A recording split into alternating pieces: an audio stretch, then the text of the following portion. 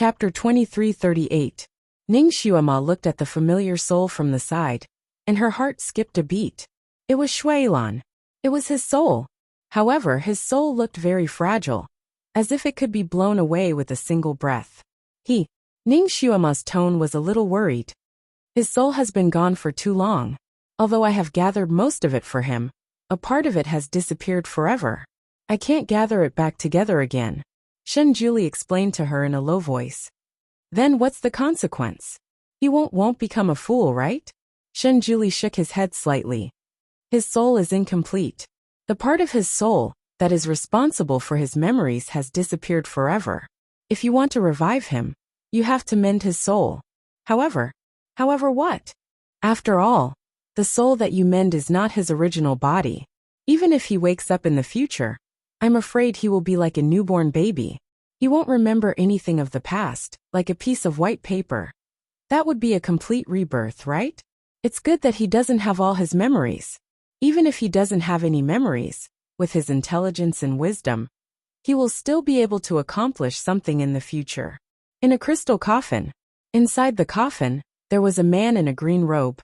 His eyes were slightly closed, as if he was sleeping. There were countless strange charms drawn on the coffin. Those charms were circulating inside the coffin, reflecting his beautiful face like a painting. Ning Xuema looked at the man in the coffin, and then looked at Shen Julie beside her. Great God, why did you let him wear this set of clothes? Shuailan had always been wearing red robes. Now, Shen Julie had let him wear a normal green robe. It looked a little strange. Shen Julie glanced at her. Ning Xuema was still wearing red. Did he have to give his love rival matching outfits? It was already good enough that he gave his love rival a set of clothes to cover his body. At least he didn't let this guy enter the coffin naked. He was already merciful. Shen Julie raised his hand and closed the lid of the coffin. He didn't answer Ning Xuema's question. Instead, he used his hands to draw a series of characters in the air. A moment later, a huge whirlpool appeared in the sky. Then, the crystal coffin containing Shuailan flew straight into the whirlpool and disappeared without a trace. Ning Xuema didn't know what he was trying to do. What are you doing? His soul is incomplete, so he needs to enter a different world to repair it. I have already sent him to a different world, where he will be resurrected at an appropriate time and begin his life. Shen Julie explained to her. Afraid that she would be worried, he casually created a spatial mirror, which clearly showed the coffin's whereabouts. What was shown in the mirror was an island, a lonely island. The island was covered in lush trees, and the crystal coffin fell on the highest open space on the island. There were countless tombs on this open space, but the tombstones were very old and weathered. The crystal coffin fell among such tombs. The tombs were overgrown with weeds. After the crystal coffin fell, perhaps it was attracted by the spiritual power on the crystal coffin, but the weeds automatically grew in the direction of the crystal coffin. Countless vines slowly climbed up the coffin and gradually covered the entire crystal coffin. From afar, it looked like a small emerald greenhouse, but the doors and windows couldn't be seen. What was this place? What world was it? Ning Xuema was about to take a closer look at the words on the tombstones when the spatial mirror suddenly shook and disappeared. Ning Xuema was shocked. She was about to ask something, but Shen Julie had already put his arm on her shoulder and leaned on her. Chapter 2339. Ning Xuema originally wanted to ask where it was, but she was shocked to see Shen Julie like this. She quickly held him and asked, Almighty, what happened to you? Shen Julie's face was slightly pale. He closed his eyes and said, Xuema, I'm a little tired. Let me rest. Ning Xuema thought of his hard work in the past 2 days to revive Shuailan. First he condensed his soul, then shaped his body. Then, he made a crystal coffin full of spiritual power and sent the crystal coffin to the strange world. The Almighty had worked too hard. No wonder he was so tired. Looking at his pale appearance, Ning Xuema's heart felt both sour and soft. After thinking for a bit, she straightforwardly hugged him.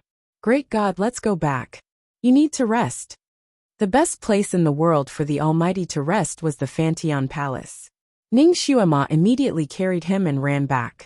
She was now a devil master, and her psychokinesis was amazing. Not to mention carrying a person, she could even carry a mountain. She actually carried him like a princess. Shenjuli laughed in his heart. If anyone saw a divine god being carried by a lady, they would be so shocked that their eyeballs would fall out of their sockets. However, he didn't care about this. He was very satisfied that Ning Xuema was so worried about him. He thought of the graveyard shown in the space mirror and coughed softly. He actually didn't expect to throw Shuailan there. Originally, he just wanted to throw him to a strange world mountain full of spiritual power to recuperate. He didn't expect to throw him to the abandoned land of gods. It was far away from the mainland, and was a place abandoned by gods. There was no one in a radius of thousands of miles.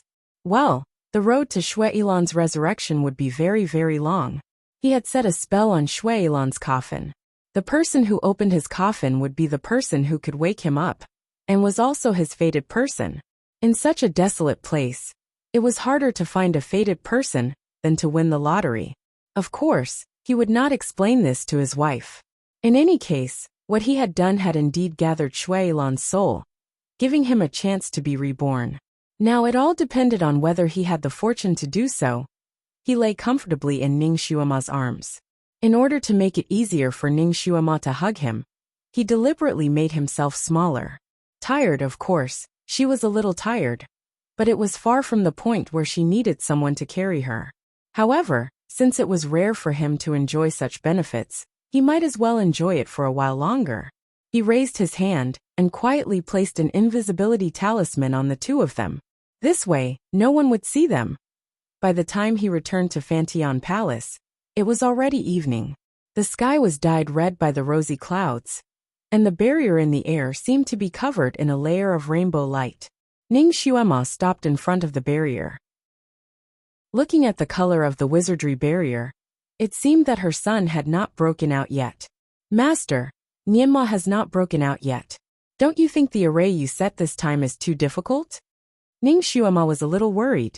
Shenjuli also stared at the array for a while. It was as if he could see the scenery inside through the rolling clouds outside the array. That brat was about to break out. He had a bright future. He thought that the boy would have to explore in the array for a month. He did not expect that the boy had already found the way out after only 10 days. He will be out soon. Don't worry. In less than 3 days, he will appear in front of you alive and well. Shenjuli comforted his wife. Ning Xuema knew that he could see the situation inside the array. When she heard what he said, she was finally relieved. She carried Shenjuli and rushed to the quiet room. Go to the quiet room and meditate to recover. Chapter 2340. Shenjuli's quiet room was the place with the most spiritual aura in the entire Fantian Palace. He had consumed a lot of energy, so it was best for him to meditate there. Shenjuli did not object. In order to save Shuailan, he had used up a quarter of his divine power. He really needed to recover. 3 days, just 3 days. The water was clear and bright, but the mountain was empty and the rain was wonderful. It was a metaphor for the West Lake, but it was also very appropriate to use it to describe the misty lake in the Fantian Palace. Ning Xuema was sitting by the lake and fishing. She wanted to wait for Shenjuli and her son to come out so that she could nourish their bodies. The fish in the lake were not easy to catch. It required a person's concentration. Ning Xuema was a little restless today. In the bucket next to her, there was only a fish blowing bubbles. Before the Almighty went into isolation, he said that he would only need 3 days to come out. However, 5 days had passed, and he did not seem to want to come out at all. The door of the quiet room was always closed. Shenjuli hated to be disturbed when he was in isolation. Therefore, Ning Xuema did not dare to break the door to see him. She did not want to cause him to go crazy. As for little Nianma, he was still in the array and did not show any signs of coming out. Fortunately, she had put a spell on her son. If her son was really in danger, she would be able to immediately sense it. Although she could not see what danger her son was in, she could feel that he was not uncomfortable except for a little tiredness. If that was the case, there was no need for her to break the array to save him. As for her son, it was better for him to exercise more. Ning Xuema felt a little lonely in the Fantian Palace when her husband and son were not around. Fortunately, she had a lot of interests. She did not feel that the time was very long. The first 3 days were relatively easy, because she was mentally prepared to wait for 3 days. After 3 days, she was a little anxious and felt that the time was extraordinarily long. Unknowingly, 5 days had passed. Seeing that the sun was about to set, the Almighty still did not show any signs of movement. She absent-mindedly fished for another 2 hours, but still did not find anything. She sighed. Forget it. His mind was restless today, and he was afraid that he would not be able to catch any fish. It would be the same even if he tried again tomorrow. Just as she was about to put away the fishing rod, the hook suddenly sank. A big fish had taken the bait. Ning Xuema was overjoyed and hurriedly reeled in the fishing line. Ning Xuema did not know the size of the fish that had bitten the hook. She only felt that the hook was very heavy. Even the fishing rod was bent like a bow. Looking at the weight, it was probably a few dozen catties. It was enough for the father and son to eat. Ning Xuema neatly retracted the hook.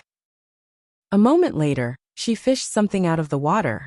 When Ning Xuema saw the appearance of the thing, her hands trembled, and she almost shook it into the water again. It was a shiny white stone with runes flashing on it. Heavenly Dao Stone. Ning Xuema had not seen it since it ran away from her and Shen Juli's wedding. She did not expect that she would be able to fish it out of the lake. The Heavenly Dao Stone turned slightly on her hook and flew straight up. It landed neatly in front of Ning Xuema. Ning Xuema looked at it and guessed. Did you accidentally fall into the water? The Heavenly Dao Stone was speechless. I'm the Heavenly Dao Stone. How could I accidentally fall into the water? I automatically entered the water to hide from you. Don't make wild guesses. The Heavenly Dao Stone angrily replied. Ning Xuema smiled. She had been a little bored these days, and had not bickered with the stone for a long time. Now that she saw it, she felt a little familiar with it, and chatted with it for a while. This time, the Heavenly Dao Stone's words were unfathomable. Every word seemed to carry a Zen meaning. What did it mean by defying nature and changing one's fate? What did it mean by going against nature? Ning Xuema was confused. Chapter 2341. She faintly felt that something was amiss.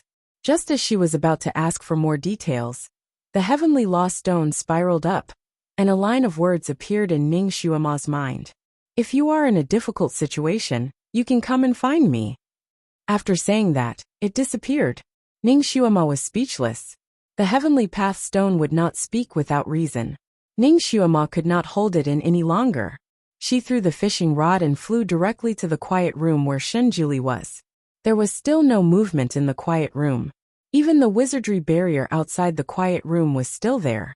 Although the wizardry barrier was very powerful, it was not difficult for Ning Xuema, who was used to breaking wizardry barriers. When she broke the wizardry barrier, the Almighty in the quiet room would feel it. However, the feeling was not strong, so it should not have a big impact on him. Ning Xuema tried to knock on the wizardry barrier to give some movement inside. After waiting for a while, she started to break the barrier. After a while, the wizardry barrier disappeared. She pushed the door open and walked in slowly. Then she stood there in a daze. In the quiet room, Shen Juli was meditating on the cattail hassock. She could not see his figure. However, there was a huge white jade lotus bud. The flower bud was layered and shone with a 7-colored luster. Ning Xuema stood there in a daze for a while. Then, she slowly walked forward and touched the flower bud with her fingers. She called out softly, Almighty. The flower bud trembled slightly. It did not bloom. Instead, the petals moved closer to the center. This scene was incomparably strange. Ning Xuema sighed. Her fingers didn't leave the flower bud as she once again spoke in a low voice. Great God, you and I are husband and wife. No matter what you become, I can accept it. What is there that you can't let go of? If there is a problem, we can solve it together, okay? Although her voice was low, it was very clear. Naturally, it was transmitted to the flower bud. After a while, a young voice came from the flower bud. Xuema, send me to the misty lake. Although the voice was young, there was a kind of hoarseness in it. Ning Xuema's heart ached. Needless to say, the Almighty had turned into a baby again. Lotuses needed to be nourished by water, yet they were growing on this praying mat. No wonder the petals looked so weak. Okay. Ning Xuema picked it up from the futon. Don't let anyone see. The tender voice warned again. I understand, don't worry. Ning Xuema simply put it into the storage space, then left the quiet room, and went straight to the misty lake. The misty lake was vast and incomparably vast. One couldn't see the end of it with a single glance. The lake was rich in spiritual qi, and even the fish in the lake were more intelligent than the fish outside. Qiong Qi and Tung Xi were bathing in the lake in their original forms. They were swimming around in the lake, looking very comfortable. Suddenly, they saw Ning Xuema flying over and standing by the lakeside. The two mythological beasts thought that she wanted to fish again, so they immediately jumped into the water and drove the fish from the bottom of the lake to her side. This was what they often did. Ning Xuema was fishing, and they were playing in the water. They didn't interfere with each other. Unexpectedly, Ning Xuema didn't come to fish this time. Instead, she directly jumped into the lake. The two mythological beasts were shocked. They didn't dare to bathe with her. If the Divine Lord knew, he would directly turn them into stone statues. The two mythological beasts hurriedly swam to the shore. Then they looked at Ning Xuema, who was in the water, in surprise. Devil Lord! Ning Xuema smiled at them and said leisurely, I want to take a good bath. Do you want to take a look? As she spoke, she slowly took off her coat. Chapter 2342. The two mythical beasts were so scared that they almost fell back into the water. Devil Master, please bathe, please bathe. We will clear the area for you. The two mythical beasts ran away like lightning. Not only did they run away, but they also warned other mythical beasts that wanted to bathe in the lake not to disturb them. The two mythical beasts were afraid that their divine madam's body would be seen by others, so they automatically took up the task of guarding the lake and chased away all creatures that might come close to the misty lake. Almighty God, I have cleared the area for you. You can come out and recover. Ning Xuema took out the huge flower bud from the storage space and placed it on the water surface. An hour later, the originally withered and somewhat dim flower bud finally became sparkling and translucent, as if it had absorbed enough water. The petals opened up slightly. Ning Xuema had been guarding it by its side. Seeing that, she was slightly relieved. She touched the flower bud with her finger and asked, Almighty God, are you feeling better? I'm feeling better. A young voice came from the flower bud. Even the voice was not as hoarse as before. It was much clearer. Almighty God, what is going on? Can you tell me now? Ning Xuema was full of curiosity. When she carried the Almighty God into the quiet room, he was just a little weak and did not look like he was going to turn into a flower bud. Why did he go back after cultivating for 6 days? There was no response from the flower bud for a while. After a while, the young voice finally said, I don't know. Originally, I could recover after cultivating for 3 days. But on the 3rd day, my body became weak, and I became like this. Could it be that he went crazy after cultivating for 3 days? Or did he use too much of his divine power to revive Shuilan and became exhausted? Ning Xuema felt a little guilty. If she did not let the Almighty revive Shuilan, perhaps this would not have happened to him. She looked at the flower bud and could not help but sigh. Almighty God, why didn't you call me when something like this happened? Also, you should be able to recover faster in the water. Why are you cooped up in the quiet room and not coming out? If he came out earlier and soaked in the misty lake, the Almighty would be able to recover faster. I thought I would be able to recover after cultivating for a few more days. I didn't want you to worry about me. The voice in the bud sounded a little muffled. As for why he didn't come out earlier to soak in the misty lake, it was because he knew that the 8 mythological beasts were bathing in the lake almost every day. If he were to come out as a lotus flower, he might be eaten by the 8 mythological beasts. Of course, he could open his mouth inside the flower bud, but that would expose his real body. Moreover, he really didn't want to expose his childish appearance in front of the 8 divine beasts. Therefore, he had been enduring in the quiet room and cultivating. The more he cultivated, the more shriveled the flower bud became, until the moment Ning Xuema barged in. Ning Xuema was a little angry. Guru, we agreed that we'd share blessings and hardships together. You can't not tell me when you're in trouble. Whenever she was in trouble, the first person she thought of was the Almighty God. He had also saved her countless times and helped her solve countless problems. Now that he was in trouble, how could he not tell her? How could he bear it alone? Husband and wife were of the same mind. Did he really see her as a wife that he could rely on? If he could shelter her from the wind and rain, she could also shelter him from the wind and rain. The flower bud flickered with a faint light. Yes, Shuama. I was wrong. Chapter 2343. The great god actually apologized to her. Ning Shuama's heart softened, and all her anger disappeared.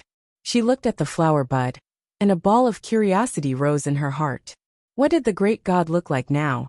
Did he still look like the ginseng child when they met at Heavenly Book Mountain? She was actually quite cute when he looked like that. Great god, can you let me see you? Ning Shuama saw that the flower bud was becoming more and more translucent, and knew that he was showing signs of improvement. Her curiosity was piqued. There was no movement from the flower bud. Ning Shuama looked at it for a while, and finally gave up. Forget it if you don't want to. The great god was used to being high and mighty, and he was used to being dignified and domineering. It was indeed a challenge for him to show his adorable baby face in front of others. But she really wanted to see him again. The little Nine Zun from back then. The little Nine Zun that she had treated as a ginseng child, and had gone through some trials with her. She really wanted to see him again. But since the great god was not willing, she did not want to force him. Just as she finished speaking, the flower bud actually opened slightly, and then a hand stretched out from inside. It was a small hand with 4 little dimples on the back of it. The hand was indeed small, about the size of a 4 to 5-month-old child, and it looked like it was carved out of white jade. Ning Shuama stared blankly. The hand was so small, like a lotus root melon, making her want to pick it up and take a bite. Disaster!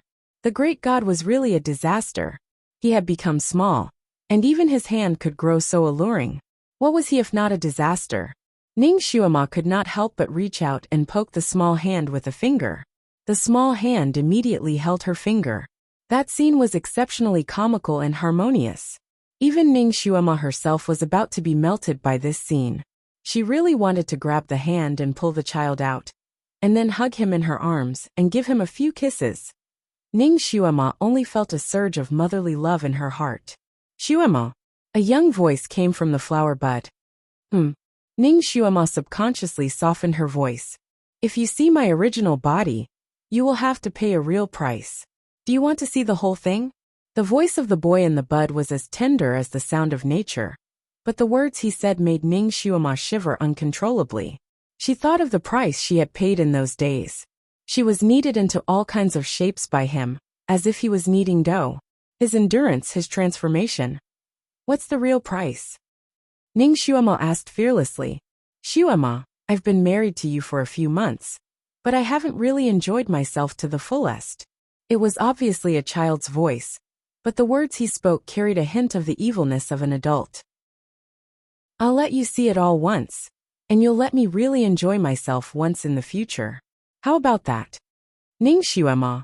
She laughed dryly and decisively withdrew her hand. She said firmly, Great God, I think I should give you some face. I won't look at your original body.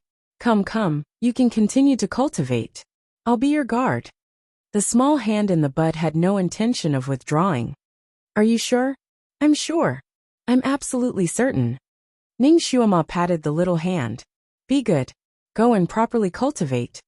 He had not enjoyed himself to the fullest, but her back was already aching. If he enjoyed himself to the fullest, she would probably be unable to get out of bed for a few days. There was a chuckle from the flower bud, and it finally stopped talking, because the area had already been cleared and Ning Shuama was standing guard at the side. The lotus bud was able to focus on cultivating in the water, without any misgivings. Chapter 2344. 2 hours had passed. 4 hours had passed. Half a day had passed. A day had passed. Then another night had passed. Ning Shuama had been guarding him in the water, and did not step on the shore. Shen Juli tried to persuade her to go back to the room to rest, but Ning Shuama shook her head and refused. She wanted to protect him until he recovered. Of course, she did not stay idle in the water. The big lotus that Shenjuli was in was full of spiritual power. It attracted the fishes and prawns in the lake, who wanted to suck the spiritual power from the lotus. However, Ning Xuema managed to drive them away in time. In fact, Shenjuli could also set up a wizardry barrier, but if he did so, his recovery speed would be a few times slower. Now that he had Ning Xuema by his side, he only needed to focus on his practice. While Ning Xuema was guarding him, she also paid attention to her son's condition. The little thing did not break out of the barrier, but his life was not in danger. She guessed that he was still fighting inside. Little Nianma had already fought 2 battles in the barrier. He knew that the barrier was set up by his father. Although the beasts looked fierce, they would not really kill him. At most, they would hurt him and make him roll a few times. Therefore, when little Nianma encountered the beasts in the rainforest, he was not really afraid. He only needed to use his sword skills. He thought that this situation would continue until the day he broke out of the barrier. However, he did not expect to encounter a tough opponent. For example, the black python that suddenly appeared. The black python seemed to be living a good life in the rainforest. Its scales were round and crystal like jade. It was not the biggest, but once it curled up, it was enough to wrap around little Nianma twice. However, little Nianma fell hard when he was wrapped around by it. The black python was as fast as lightning. It could even spit out poisonous fog. Little Nianma was a little slow in fighting with it, so it wrapped around him. The black python wrapped around his body twice, and then tightened its grip in the middle. As everyone knew, once a python wrapped around its prey, it would desperately squeeze the prey's heart until it stopped beating or burst. Once little Nianma was entangled by it, he was immediately suffocated by its enormous strength. His little face turned red. He struggled with all his might, but his hands were also entangled by the black python, so he couldn't break free. The snake was getting tighter and tighter. Little Nianma felt dizzy, and his heart was about to explode. His vision turned black, and his face gradually turned pale. However, the snake still did not intend to let him go. It was serious. Little Nianma immediately realized that if he did not think of a way to escape, he would really be entangled by the black python. If the son of a god and a devil were to die in the hands of a black python, that would be too shameful. Once a person's life was threatened, he would be able to unleash his full potential. Little Nianma was no exception. In his panic, he actually learned the bone shrinking technique, without anyone teaching him. His body instantly shrunk to half its original size. Taking advantage of the fact that the black python had yet to react, he tapped the tip of his foot and soared into the sky. Little Nianma had never suffered such a big loss before. Once he was free, his eyes turned red. At the same time, the black python was enraged when the food that it was about to eat suddenly flew away. It stretched its body and chased after little Nianma. Obviously, it did not want to let him go. Although little Nianma did not understand why such a ferocious creature appeared in his father's array, he knew that he had to die. Now he knew that it was time for him to die. He could not afford to have a glimmer of hope. He also risked his life. Chapter 2345. He was a genius in spells, so he did not pay much attention to physical training. He had only learned a few of the special footwork that his mother had taught him before. Now that he was in a life-or-death situation, the footwork that his mother had taught him was particularly clear in his mind. He immediately performed according to it. At first he was not very familiar with it, but after a while, he finally became more flexible and faster. Ning Xuema's footwork was originally a set of footwork for escaping. Once she performed it, even the gods could not catch her. Now little Nianma was performing the footwork on the black python. He was swimming around the black python. It looked very dangerous, but the black python could not even touch a corner of his clothes. After a while, little Nianma finally figured out the black python's movements. Finally, he changed from defense to offense and began to attack the black python's weak spot. After an hour, the black python's weak spot had been stabbed several times.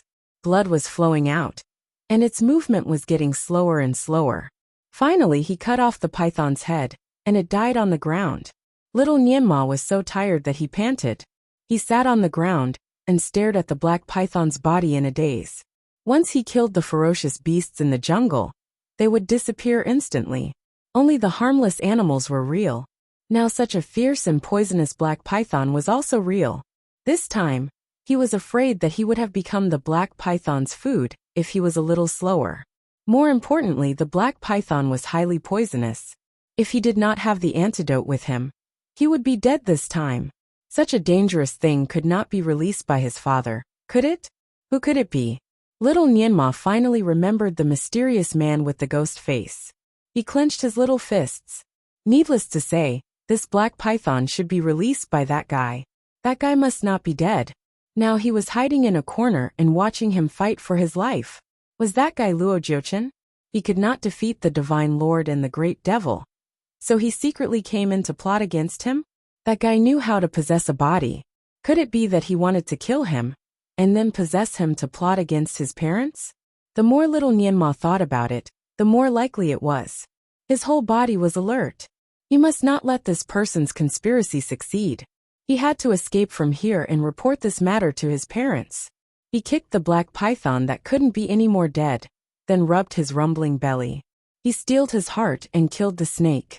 The snake's skin was pitch black, but its flesh was milky white. It was as translucent as the finest cheese. Little Nianma cut off the most delicious part of the python and started a fire to roast it. This time, no one fought with him for food. The snake meat was fresh and delicious, and it was unprecedentedly delicious. He happily ate until he was full. After eating, he only felt that his body's strength had doubled, and his fighting spirit was high. Then he strode away. Not long after he left, the mysterious man with the ghost face appeared. He bent down to check the pile of snake meat and skin. He shook his head slightly and looked at the direction where little Nianma left. The little guy was smart enough, and his ability to react on the spot was also very strong. However, it was still not enough. He closed his eyes and waved his hand in the air. A moment later, there was a buzzing sound in the air, and a large black thing rushed into the rainforest. It had a human face, cat ears, and a black bat body. When it spread its wings, it was as big as a basketball. This was the second wave of monsters that little Nianma encountered. Chapter 2346. The monster looked ferocious, and the fangs in its mouth were like 2 rows of sawtooth. Little Nianma saw with his own eyes that the strange bat bit a big blue stone, and directly chewed the big blue stone into powder. He had no doubt that if he was bitten by this thing, it would definitely tear off a piece of flesh. What was worse was that this monster was not just one, but a group of this kind of monster. Little Nianma was surrounded by a dense swarm of hornets, and he felt as if he had poked a bat's nest. Looking at the dense green eyes around him, little Nianma had goosebumps all over his arms. He had slight trypophobia. With so many bats surrounding him, not to mention attacking him, he felt his scalp go numb. Little Nianma looked at the group of strange bats, and for a moment, he could not figure out whether they were real or simulated by the array formation. He could not run away, so he could only fight. The sword in his hand was swinging like a wheel, and he looked for a place where there were fewer bats and rushed over. The sword in his hand was a magical weapon. Even if the ferocious beast had copper skin and iron bones, it would still be cut by his sword. However, when his sword cut the body of the bats, it was as if he was cutting the body of the bats in the water. The body of the bats was so flexible that even if he cut it, there was no wound. There were too many bats, and they attacked from all directions. There was a slight flaw in little Nianma's sword, and a bat took advantage of it and bit on the clothes on his chest. The clothes melted quickly, as if it was corroded by sulfuric acid. Little Nianma was shocked and did not have time to think. He swung his hand and threw away the clothes on his body. In this way, he only had a doo-doo and a pair of underwear on his body, revealing his white little arms. He looked like a boy in a painting. During the fight, little Nianma's arm was bitten by a bat.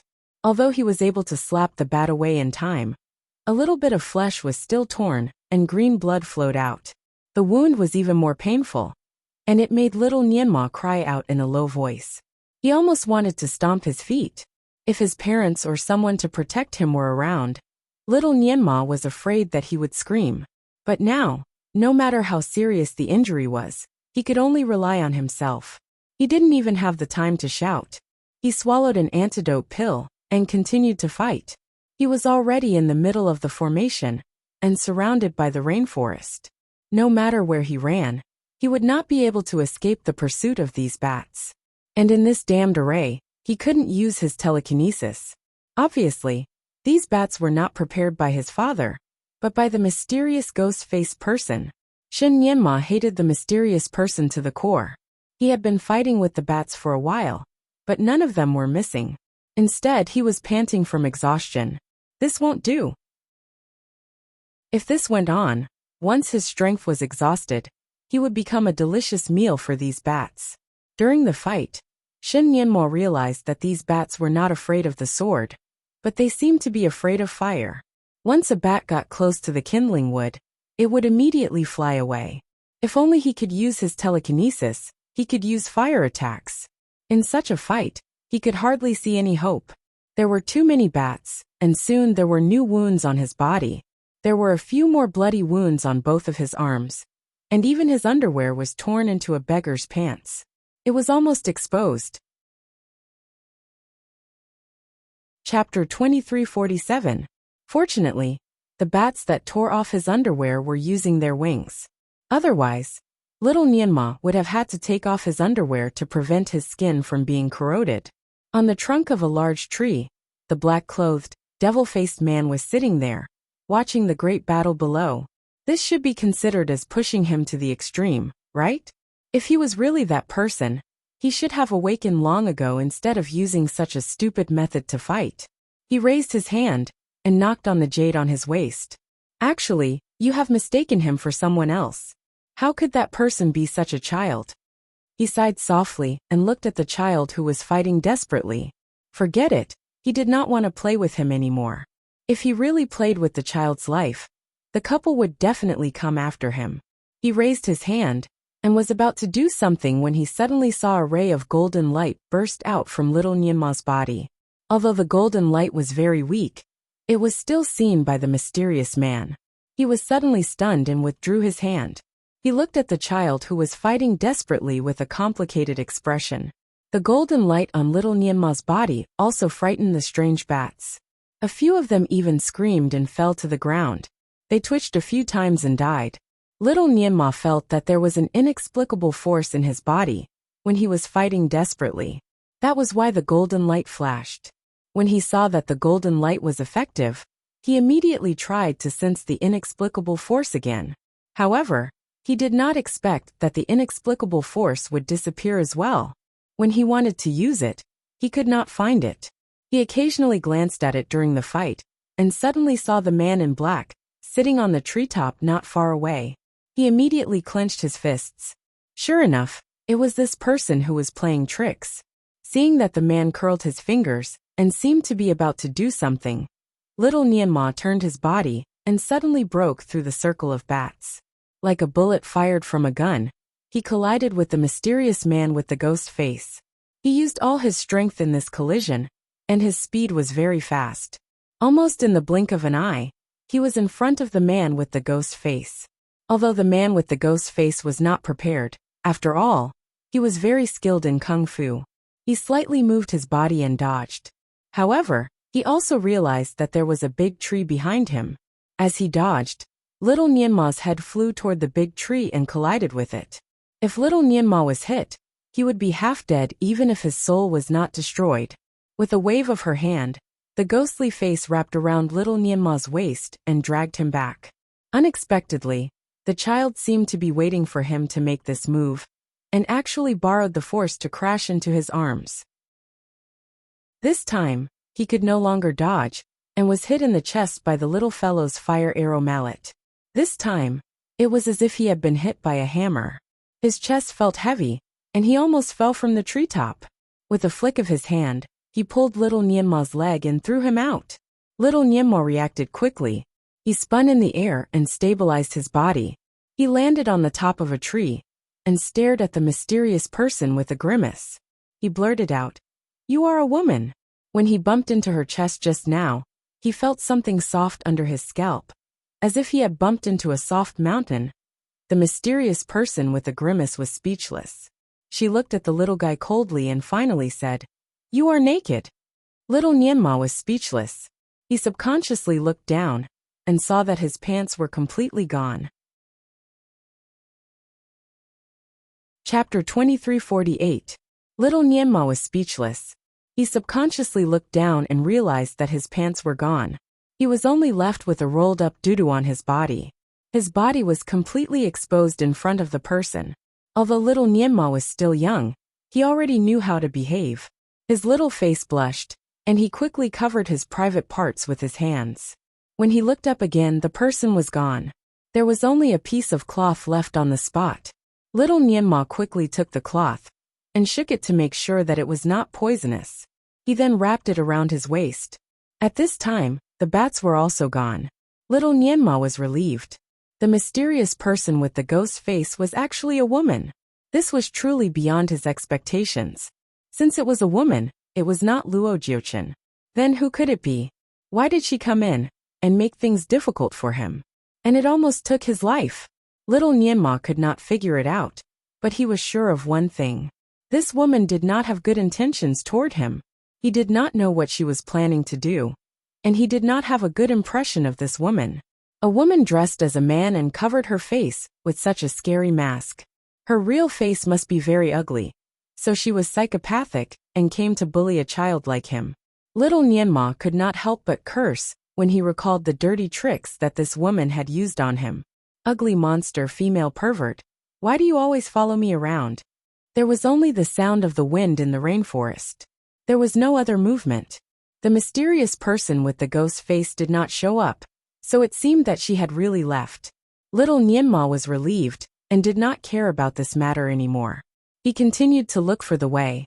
However, when he looked around, his mind was blown. He had just found the way out, but he didn't expect that in such a short time, the surrounding environment would actually change so drastically. It seemed that someone had added something to the original foundation of the array to make the array more complicated. Now little Nianma could not find the way out again. He had to start from the beginning. Needless to say, all of this was the credit of the mysterious person with the ghost face. Little Nianma almost cursed the person's ancestors in his heart. Helplessly, he had to look for a way out again. On a big rock at the entrance of the array, the mysterious person in black stood facing the wind. Her clothes were fluttering in the wind. Her fingers gently touched the mask on her face. After a moment, she gently smiled. Ugly freak. Female pervert. This was the first time in the world that someone dared to scold her like this. She glanced at the array again. Suddenly, she raised her hand and rubbed her temples. She sighed. It's actually him. It seems that this mission is a little tricky. Her figure flashed and flew away, disappearing in the blink of an eye. Shen Juli soaked in the lake for a full 5 days before returning to normal. During these 5 days, Ning Xuema kept him company. Of course, she also told him some things, such as fishing and fishing for the heavenly Dao stone. Ning Xuema had a feeling that Shen Juli's transformation into a boy had something to do with the Zen words spoken by the heavenly stone. She shared her doubts with Shen Juli, but Shen Juli just hugged her and said, "You've worked hard these days. Let's go back and reward you." He casually caught a few fish and left with Ning Xuema. After the two of them left, the surface of the lake rippled again, and the head of the heavenly Dao stone emerged. There was a row of question marks on its body. Logically speaking, Shen Juli could not wait to find it and ask for the reason. Why did he not seem to be interested at all? Chapter 2349. Logically speaking, shouldn't Shen Juli be eager to find out the reason? Why didn't he seem to be interested at all? This was illogical. This person liked to play hard to get. Maybe he was playing hard to get this time. It wouldn't be fooled by him. If he didn't come to find it and say a lot of good things, it wouldn't reveal the secret to him. In less than 3 days, Shen Juli would definitely find its whereabouts. The heavenly law stone bubbled in the water and sank to the bottom of the lake. It found that the spiritual power at the bottom of the lake was the thickest, and it was very comfortable there. More importantly, the lake could block its breath. If Shenjuli wanted to find it, it would take a few days. But the heavenly lost stone obviously miscalculated. 3 days had passed, and Shenjuli still didn't have the intention to find it. It didn't know what he was thinking. The heavenly lost stone couldn't hold it anymore. It thought that it was hiding too well, so Shenjuli couldn't find it for a while. Then it wouldn't hide anymore. The heavenly lost stone was the highest existence, and it wouldn't lower itself to the guardian's level. So the heavenly lost stone jumped out of the misty lake and returned to the lonely peak where it used to live. There it waited for Shenjuli's arrival. It stood on the lonely peak for 3 days in the cold wind, but Shenjuli still didn't show up. Could it be that he had found this place before, so he didn't come again? It was dark under the light. The more the heavenly lost stone thought about it, the more it thought about it. So, it moved in the night and landed directly in front of Shenjuli's bedroom. Now he couldn't possibly not see it, right? Of course, it didn't want him to laugh at it for sending itself to the door. So it landed behind a rock on the left side of the door of the bedroom. It squeezed among several rocks, indicating that it was here to enjoy the scenery. It listened carefully. The bedroom was quiet, which meant that the couple hadn't returned yet. These few days the couple lived very comfortably. They traveled together and stayed together, almost inseparable. Probably because the child was still in the array, the two of them didn't leave the Fanteon Palace and stayed at home. But even if they didn't go out, the two of them still lived happily. They played chess, played the zither, fished, and he even taught her how to draw.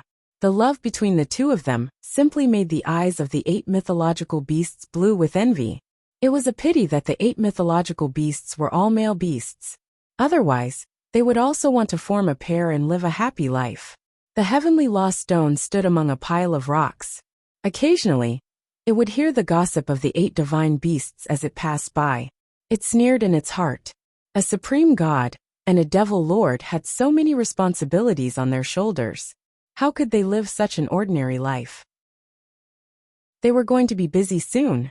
That night, the wizardry barrier in midair finally opened, and little Nianma fell straight to the ground.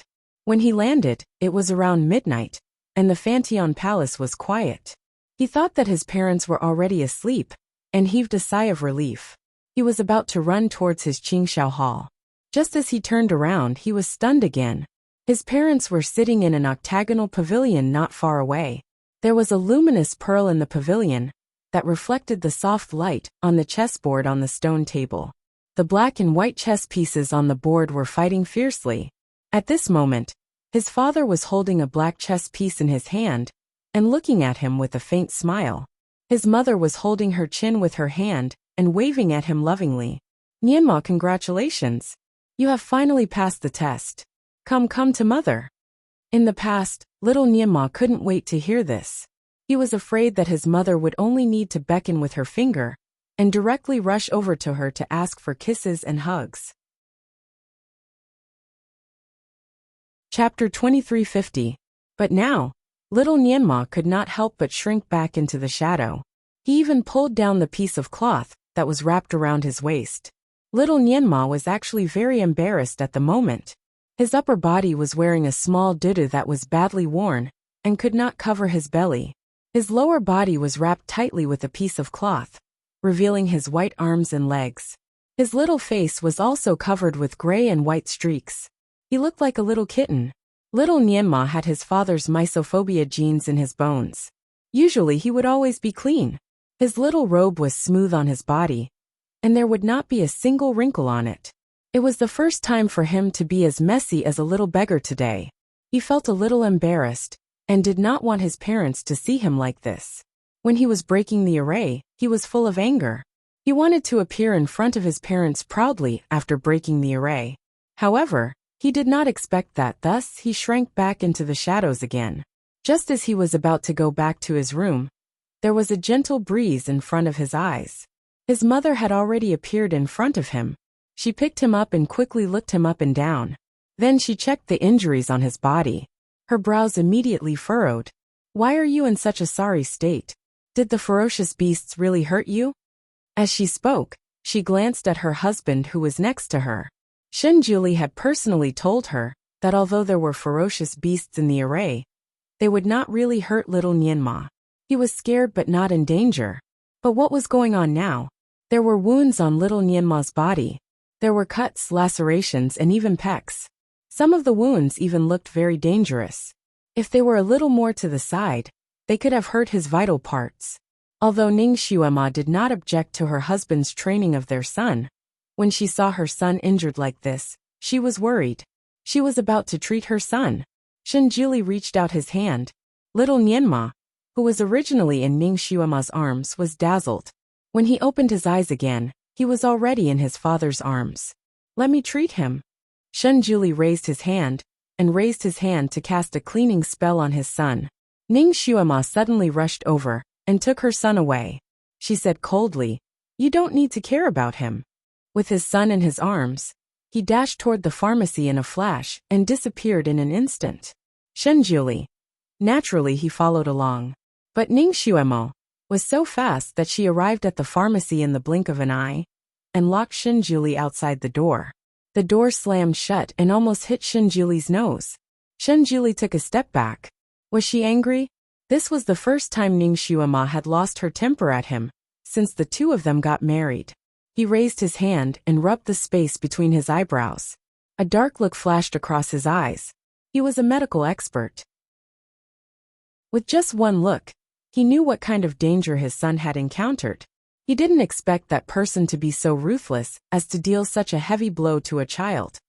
No matter what little Nianma used to be, he was now his son and his wife's precious baby. He would not allow anyone to humiliate him. He lowered his eyes and thought for a moment. In the end, he pushed the door open and walked in. In the pharmacy, Ningxuema had already treated her son's injuries. Little Nianma's injuries were basically superficial, because he had been poisoned before. Although he had taken the antidote, there was still some residual poison in his body. Therefore, his injuries were a little bruised. Although little Nianma had some medical skills, he was not good at it. Moreover, because he had been running for his life and fighting, the injuries on his body were wrapped up. Chapter 2351. His body was originally tender and white, which made the wounds on his body even more obvious. There were many wounds on his body, and there were even 2 on his thighs. Ningxuema was worried that her son's vital parts would be hurt, so she wanted to take off the cloth to have a look. Unexpectedly, little Nianma blushed and covered the cloth with both of his little hands. "Mother, I am not hurt there." Ningxuema was stunned. She looked at her son and had an idea. Was her son shy? Could it be? He was not even a year old. She looked at her son and vaguely felt that there was something different about her son. He seemed to have grown up overnight and was very sensible. "Xuema, let me do it." Shenjuli was finally able to take over. Ningxuema nodded. His father should be fine after checking it. Children did not know the severity of the situation. If there was really an injury, it would be fatal. She took a step back and gave Shenjuli the position. Shenjuli was about to reach out his hand, but little Nianma was still holding the cloth tightly. "I am really not hurt there. You don't have to check it." Shenjuli paused for a moment and looked into little Nianma's eyes. "Nianma, you are the son of a deity and a devil. You must be responsible. You should not hide your illness for fear of treatment. I only want to hear the truth from you." Little Nianma hurriedly said, "I am telling the truth. I am really not hurt." Shenjuli nodded slightly. "I believe you." Sure enough, he did not check his body. Little Nianma was relieved. To be honest, he did not know that it was embarrassing to be naked. However, ever since the woman said that he was naked, he seemed to have been enlightened. Ningxuema looked at her son, whose face was still a little red. She was quite amused. The anger that she felt when she saw her son was injured was greatly reduced. Shenjuli's medicine was naturally the best. With the help of Shenjuli's telekinesis, little Nianma's injuries were healed very quickly. Ningxuema chatted with little Nianma as she watched her husband heal her son. Ask him about what it was like to be in the army. Little Nianma initially wanted to complain to his parents, but he suddenly remembered the letter that he saw at the entrance of the array when he was trying to break the array. It was written in a flamboyant style. "Baby, If you leave the array, you can ask your parents to avenge you. Little Nianma was furious. He did not want the woman to look down on him anymore. If she wanted to take revenge, she should rely on her own abilities and not tell her parents. Only those good-for-nothing brats would do that. Now that he heard Ning Xuema ask about it, he steeled his heart and didn't mention anything about the mysterious man with the ghost face. He used other excuses to gloss over it. Ning Xuema didn't know the truth. She thought that there was indeed a problem with her husband's array formation. She couldn't help but glare at Shinjuli. Shinjuli didn't say a word. He just looked at his son with a faint smile. There seemed to be a dark light flowing in his eyes. Little Nianma was shocked by his father's gaze. He always had an illusion that his father had seen through him. Therefore he moved closer to his mother. Ning Xuema felt guilty for her son. After the wounds on his body were treated, she carried him and left. "My son, sleep with me tonight." This was the benefit that little Nianma had been fighting for many times. Now that he suddenly got it, he was stunned and subconsciously looked at his father. Shinjuli was casually playing with a white jade flute in his hand. He looked at him thoughtfully. Little Nianma felt a chill in his heart. Was his father planning to throw him into some kind of array formation again? Chapter 2352. Little Nianma felt a chill in his heart. Was his father planning to throw him into some kind of array formation again? No. He had just been trapped in the array for 10 days. He was hungry, sleepy, and tired. He just wanted to find a big bed and have a good night's sleep. He did not want to be tortured again. He opened his mouth and was about to reject, but Shinjuli spoke first. "Well, sleep with us tonight." Ning Xuema looked at Shinjuli, and Shinjuli said, "Nianma has never slept with us before." Shin Nianma's eyes immediately lit up, and he nodded. Ning Xuema was stunned for a moment, but she did not say anything else. "Nianma, can you walk on your own?" Shinjuli asked his son again. Shin Nianma immediately nodded. Yes, he had no problem walking on his own. "How about we hold your hand and walk together?" Shinjuli made a new suggestion. "Sure." Little Nianma immediately agreed with a joyful tone. Therefore, the family of 3 held hands and walked back to the bedroom together. Little Nianma was very happy and satisfied. The feeling of walking hand in hand with his family was very good, and he had no other thoughts. Ning Xuema's heart was on her son, so she naturally did not pay attention to other things. As for Shinjuli, his eyes were on the mother and daughter, and he did not look around. Just like that, the family of 3 walked into the bedroom. No one noticed the heavenly lost stone squatting at the door of the bedroom. No one even looked at it. The heavenly lost stone was depressed. Although it was in a pile of stones, the pile of stones was green, and only it was white. How distinct! How eye-catching! However, the family of 3 did not see it. They did not see it. The wind blew, and the falling petals on the top of the heavenly lost stone danced in the wind. It was a little sad. The heavenly lost stone felt that it needed to soak in water to calm down and think about the next step. It silently flew to the side of the misty lake. Just as it was about to dive in, it suddenly sensed something and looked at a big tree not far away. It was deep into the night, and a dark person was sitting on a dark tree. A black robe, a black mask, and long black hair. Everything was black, as if it wanted to become one with the tree. The man sat there, hugging his knees as he stared at the lake, seemingly lost in thought. The heavenly Tao stone didn't recognize a person based on their appearance, but the soul hidden underneath. Therefore, no matter how skilled a person was in disguise, or how skilled they were in disguise, they wouldn't be able to escape the heavenly Tao stone's eyes. Unless that person's kung fu had reached an incredible level, such as Shinjuli, the current Ning Xuema, or the former Luo Jiuchen. There were only a few of them. But now, it actually couldn't see the true appearance of this black-clothed man. It only felt that the other party was hidden in the clouds, and it couldn't even see through the other party's mask. The black-clothed man seemed to have sensed something, and he looked at the heavenly Tao stone. Then his body moved, and he suddenly stood in front of the heavenly Tao stone. The heavenly Tao stone did not move. The black-clothed man's eyes flashed. "This is..." He reached out a hand to touch the top of the heavenly Tao stone. Crack! A bolt of lightning suddenly appeared and struck down towards the black-clothed masked man. The black-clothed man raised his black sleeves and flicked his fingertips. A pale golden light flew out and collided with the lightning. Chi! With a soft sound, the lightning disappeared, and the pale golden light also disappeared. The ground returned to normal. Chapter 2353.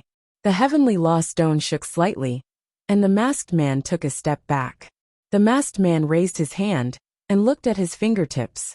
Then, he looked at the ordinary-looking stone and smiled. Then he turned around and disappeared. The heavenly law stone was speechless. This person's kung fu was also top-notch. It seemed that he was not much worse than Shen Juli and Ning Xuema. What made the heavenly law stone even more puzzled was that it smelled a very familiar scent from this person. Also, the Fanteon Palace was not a place that could be entered as one wished. However, this person came and went as he pleased. He did not care about the restrictions of the Fanteon Palace at all. Who is this person? While the heavenly law stone was speculating, a person in a white robe landed in front of it with a gentle breeze. Shen Juli. The heavenly law stone froze and did not react for a while. He finally came to look for it. It knew that he would come to look for it. However, it did not expect him to come so suddenly. The heavenly law stone did not know whether it should ignore him or jump into the water proudly. Do you have something to say to me? Shen Juli went straight to the point without beating around the bush. The heavenly law stone was speechless. It proudly typed, I think you should have a problem that you want to ask me. Shen Juli looked at the proud stone and seemed to be surprised. He raised his eyebrows and asked, What problem should I ask you? The heavenly law stone was speechless. Why did it feel that there was something wrong with this conversation? Shouldn't he be the one begging it, and then asking it to show him the way? Don't you think it's strange that you suddenly became small? The heavenly law stone felt that it should remind him. Shen Juli looked at it and said casually, It's not strange. When I was in the Tianxi continent, I became small once every few years. The heavenly law stone typed again. That was the Tianxi continent, not the mythical continent. If you were in the mythical continent, you would be punished by the heavenly law. Shen Juli hugged his arms and said, What did I do to deserve the punishment of the heavenly Tao? The stone of heavenly axiom said earnestly, The heavenly axiom is good at reincarnation. Supreme divinity must have heard that the mandate of heaven is hard to go against. However, Supreme divinity has never taken the mandate of heaven seriously. Who knows how many people's fates you have changed? It is only natural that the heavenly axiom will punish you. What's the specific punishment? Shen Juli was still indifferent. The heavenly Tao stone said, You will return to your youth once every 3 months, and the cycle will be longer each time. For example, if you needed 5 days to recover, you'll need 7 days the next time, and 9 days after that. Shen Juli. If that was the case, then he would be in his child state for a few years. This punishment wasn't just any normal perverted punishment. In this world, there was nothing that Shen Juli was afraid of. Although he was the guardian of the heavenly Tao stone, it was just because he was happy to do it. It did not mean that he had to respect the heavenly Tao. He did things according to his heart and had his own principles. He did not care about anything. Now it seemed that there were some rules that he still had to abide by, because he really could not do anything about the heavenly Tao now. Shen Juli lowered his eyes. No one knew what he was thinking. Suddenly he asked, When was this punishment handed down? Is it really from the heavenly Tao? The heavenly Tao stone said, I only receive orders from the heavenly Tao. This punishment is naturally from the heavenly Tao. Shen Juli asked again, Have you seen the heavenly Tao before? The heavenly Tao stone. It really had not seen the heavenly Tao. The heavenly Tao's orders seemed to have been set in advance, and it would automatically receive them at a certain time. Chapter 2354. However, as the heavenly law stone, it would be too embarrassing if it said that it had never seen the heavenly law before. It could not lie to its guardian, so the heavenly law stone only responded with a humph, and did not answer the question. Shen Juli looked at it with a smile. If the heavenly law was standing in front of you, would you be able to recognize it? The heavenly law stone was speechless. It should be able to recognize it, right? Besides, the heavenly law was said to have melted into all things in the world, and had no substance. How could it be standing in front of it? Shunjuli did not want to dwell on this question. Is there a way to resolve this punishment? How can it be resolved? He finally got to the point. The heavenly law stone immediately perked up. It finally told him the way to resolve the punishment. Shen Nianma suddenly realized that his parents had been spending more time with him. His father no longer threw him into the array every now and then. Instead, he let him stay by his side like a normal child. In 2 months, the family of 3 went out to play 3 times. Each time, it would be more than 10 days. They visited all the famous mountains and rivers in the 6 worlds, and got used to the local customs of the 6 worlds. Shunjuli even took them to visit some of his friends. Shunjuli was indifferent, and his friends were all eccentric. There was a chess master, a martial arts fanatic, an array master, and a drunkard. These people lived in seclusion in a wizardry barrier, and did not care about the world. Some of them lived in seclusion in the city. Some of them lived in seclusion in a famous mountain and river. They spent every day with the wind and the moon, and did not talk to the mortals. Every single one of these people was an outstanding talent in their respective fields. When they cultivated a certain skill to the peak, they couldn't help but feel a sense of loneliness at the top, and wanted to find an opponent to defeat. Shunjuli had a wide range of hobbies. He had practiced every skill to the peak. Naturally, he became the target of these people. Therefore, Shunjuli did not hesitate to defeat them. Usually, the result of a fight was that they could not make a deal. They became Shunjuli's friends. Although these people were eccentric and difficult to get along with, they respected Shunjuli very much and valued his children even more. Shunjuli was also strange. Every time they arrived at a place, he would let little Nianma compete with the host, so that these people could test little Nianma's ability. Nianma was still young, so his skills were not as good as those of the masters who were already at the peak of their power. However, it was enough to show his extraordinary talent.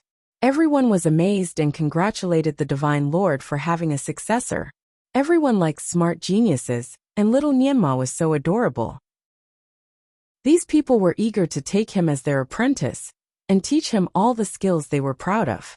However, they also understood that he was the son of the Supreme Divinity, and would be personally taught by the Supreme Divinity.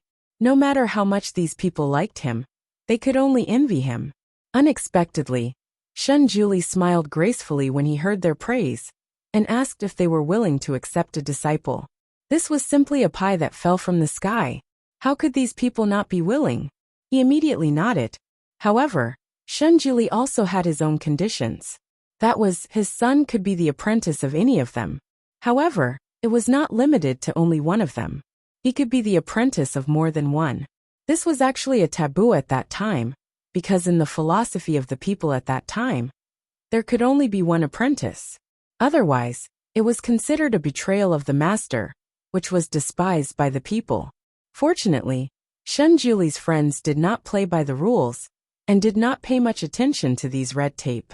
Besides, it was also an honor to have the son of the Supreme Divinity as their apprentice. Moreover, little Nianma was such a talented child. Naturally, they agreed. Chapter 2355. Therefore, after Shunjuli's family of 3 went around, little Nianma had 10 super powerful masters. Little Nianma was at the age where he was eager to learn new things. As a child, it was easy for him to admire the strong. Moreover, the 10 masters were all real talents. Therefore, little Nianma was very happy when he first became a disciple. He had even more fun when he was with his parents. Since he was born, he had been through a lot of difficulties. He either did not have a father or a mother. Finally, both of his parents were alive, but his father trained him hard, and often threw him into the array. Now he finally had the opportunity to travel with his parents. Naturally, he was very happy and excited. As a child, he was very competitive, and wanted to surpass his father. Therefore, he also wanted to learn the skills of others. Therefore, he did not hesitate to become a disciple. However, when he became a disciple of the next few masters, he seemed to have noticed something, and was a little reluctant. Father, why do you want me to have so many masters? I think that although some of their skills are very good, they are still not as good as you. I want you and Mother to teach me personally. I don't want so many masters. When it came to the 10th master, little Nianma finally could not help but burst out. Nianma, if you want to be really strong, you have to learn from others. Also, you have to experience more outside to grow. It is not right to always stay with your parents. Shunjuli educated him. But 10 masters are too many. If each of them teaches me for a year, I will have to learn for 10 years. These 10 masters have their own strengths and are outstanding in their own way. Nianma, we hope that you can become really strong and not be controlled by anyone or anything. Ning Xuema hugged her son and comforted him. Even his mother, who had always loved him, said so. Little Nianma knew that it was a foregone conclusion and could not be changed. He looked at Ning Xuema and asked, Mother, are you hiding something from me? He always felt that something was not right with his parents, but after all, he was still young and could not figure out what was wrong. Ning Xuema was heartbroken. She hugged her son and kissed his forehead. Nianma, no matter what, we only want you to be well. Don't think too much. Little Nianma was a little greedy for the warmth of his mother's embrace. He was still a little worried, so he snuggled into Ning Xuema's arms and said, Mother, don't abandon me again. We have to be together forever. I will be a good boy and listen to you. Ning Xuema's face turned slightly pale. She felt as if a knife had pierced her heart. She didn't want to be separated from her son, but therefore, she hugged her son even tighter and smiled. Silly boy, of course we will not abandon Nianma. Never. However, Nianma, the child could not stay with his parents all the time. He had to go to school to study and interact with other children. The masters that your father found for you are not only skilled, but they also have many disciples. If you go, you can have some playmates.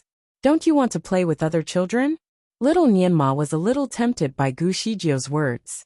It was true that he rarely played with children of his own age. In fact, he was eager to play with children of his own age. It was a very lively birthday banquet. The first birthday banquet of the son of the Divine Lord, and the great devil was naturally very grand. All the famous people in the 6 realms were there. Among them were Yi Tianli, who had already become the celestial emperor, and the 10 masters of little Nianma. During the banquet, Shunjuli publicly announced that little Nianma would be apprenticed to the 10 masters. Chapter 2356. Although most of these 10 masters were hermits, their bearing was still there. At a glance, one could tell that they were extraordinary and not to be trifled with. Normally, it was extremely difficult to acknowledge one of them as a master, and one would even have to overcome all obstacles. Little Nianma at such a young age had been apprenticed to 10 of them. It was indeed unprecedented. Naturally, everyone congratulated him. Of course, there were many people who were jealous of him.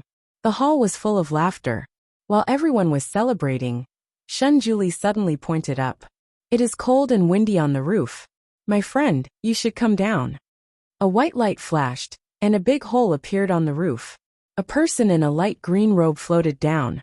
Everyone was surprised. No one expected that there would be someone who dared to eavesdrop in the hall of Fantian Palace. The person had a ghost mask on his face, and the robe on his body was so loose that no one could tell his gender. His appearance naturally caused a commotion. Ning Xuema narrowed her eyes slightly and looked at the person with a smile. Are you passing by again? That person was the mysterious ghost mask. She did not panic when she came in. She smiled gently. No, this time I am here to give your son a birthday gift. She turned her hands, and a small box appeared in her palms. The box was made of agarwood with exquisite carvings. What was more dazzling was that the box was inlaid with the best quality emerald. Just by looking at the box, one could tell that the gift was precious. She took a few steps forward and came to little Nianma. She handed the box to him. Here, this is for you. Happy birthday. When little Nianma saw her, his whole body became nervous. His fingers clenched in his sleeves and looked at her coldly. He wanted to see what new tricks she was playing. Although the box was novel, little Nianma was not interested. He did not have the slightest intention to take it. What? You don't dare to take it? Are you afraid that a snake will jump out and bite you? The mysterious ghost mask seemed to be joking and serious at the same time. Little Shuama looked at her, and then looked at the box in her hand. Suddenly she laughed. Trying to provoke me? It is useless for you to provoke me. I just don't want your things. The mysterious ghost-faced person's eyes flickered for a moment, before she put the box back into her storage space. She smiled and said, That's good. I didn't really want to give it to you. If you don't want it, it means that you have no fate with it. Shen Nianma was speechless. He didn't expect that this person would back off just like that. He felt like he had stepped on empty air. He was suddenly curious about the contents of the box. What exactly was inside? Thinking about it again, this person couldn't have been exposed by his father, so in order to cover up his identity, he casually took out a treasure and said that it was a gift so that he could get away with it, right? If he didn't want it, it would be exactly what she wanted. The more Shen Nianma thought about it, the more he felt that he had been tricked by her again. He did not like this person, so naturally, he did not want her to get what she wanted. After pondering for a while, he immediately put on a smile and pulled the person's sleeve. Auntie, it is not easy for you to come all the way here. Since you are here to give me a birthday present, how can I not give you face? I was just joking just now. How can I not want your present? Little Nianma's voice was crisp and clear. Everyone in the hall could hear it. Everyone was stunned. Even Ning Xuema stared blankly for a moment. Her gaze swept over the mysterious ghost-faced person. Chapter 2357. Even Ning Xuema stared blankly for a moment. Her gaze swept over the mysterious person's body. This person was actually a woman. Her eyes were very sharp. Usually, a woman dressed as a man would not be able to hide from her eyes. However, she was wrong this time. She did not realize that the mysterious person, who was almost as famous as Shen Juli, was actually a woman. Shen Juli's eyes fell on his son. He was deep in thought. The mysterious woman was stunned when little Nianma exposed her identity on the spot. When she saw the little kid pulling her sleeve and calling her auntie, she was a little annoyed. She wanted to shake off the little boy's hand, but little Nianma seemed to have noticed that she was going to do that. He let go of her sleeve and took a step back. His beautiful little face was full of smiles. One of his little hands even reached out, as if he was waiting for her to give the gift to him. The mysterious person was speechless. She looked at little Nianma's proud face and suddenly smiled. You have already rejected it, which means that you are not destined to have it. However, since you still want it, fine, I will give you another chance. However, this thing is very proud. Whether it belongs to you or not, it depends on your fate. After she finished speaking, the box appeared in her palm again. It doesn't matter if you want this thing, but you have to open it here. He would open it on the spot. Even if a snake came out of it, he would not be afraid. Little Nianma agreed without hesitation. Only then did the mysterious grimace person pass the box to him. Everyone's interest was piqued by her words, and they all widened their eyes as they watched the scene unfold. This person was obviously playing hard to get. Ning Xuema frowned slightly. She was about to quietly move to her son's side to prevent any accidents. Shen Juli held her wrist and gently shook his head. Although Ning Xuema did not know the intention of her husband, she knew that he must have his reasons. Therefore, she did not move forward. She only made a spell with her fingers in her sleeve. She would immediately take action if she felt that something was wrong. That box was an extremely intricate mechanical item. It was seamless without any gaps.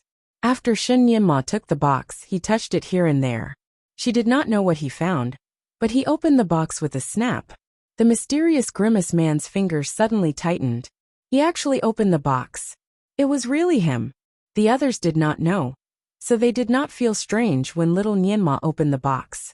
However, she knew very well that this box could only be opened by a specific person.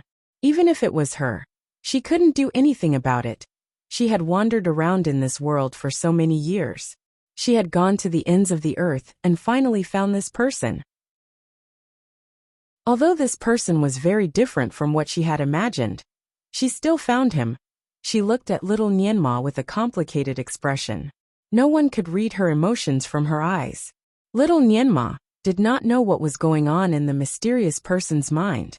Like most of the people around him, he was attracted by the items in the box. As soon as the box was opened, a golden light shot out. There was a golden snake in the box. The snake was not big.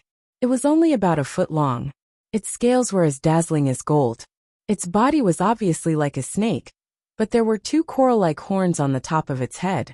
What was more strange was that the snake seemed to be covered with a layer of faint golden light, which was quite similar to the light of Buddha. Chapter 2358. Furthermore, this snake actually had long eyelashes. Those eyelashes were also light gold in color. Because its eyes were closed, those eyelashes gave off an extremely delicate feeling. The moment the box was opened, the snake's eyes that had been closed all this time suddenly opened. Those eyeballs were the color of black jade, and there seemed to be a luster flowing within them. Those who were staring at the box only felt their vision blur, as if their souls were being sucked away, and they felt dizzy. Little Nianma did not feel anything at all.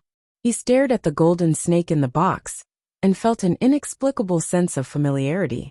Although the eyes of the golden snake were black, the light that it emitted was light golden. The golden light reflected on little Nianma's body, as if he was coated with a layer of golden light.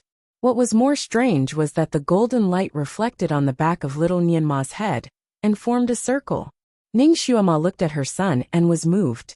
Little Nianma looked like the Buddha with his own light of Buddha. Of course, it was only a statue of the Buddha.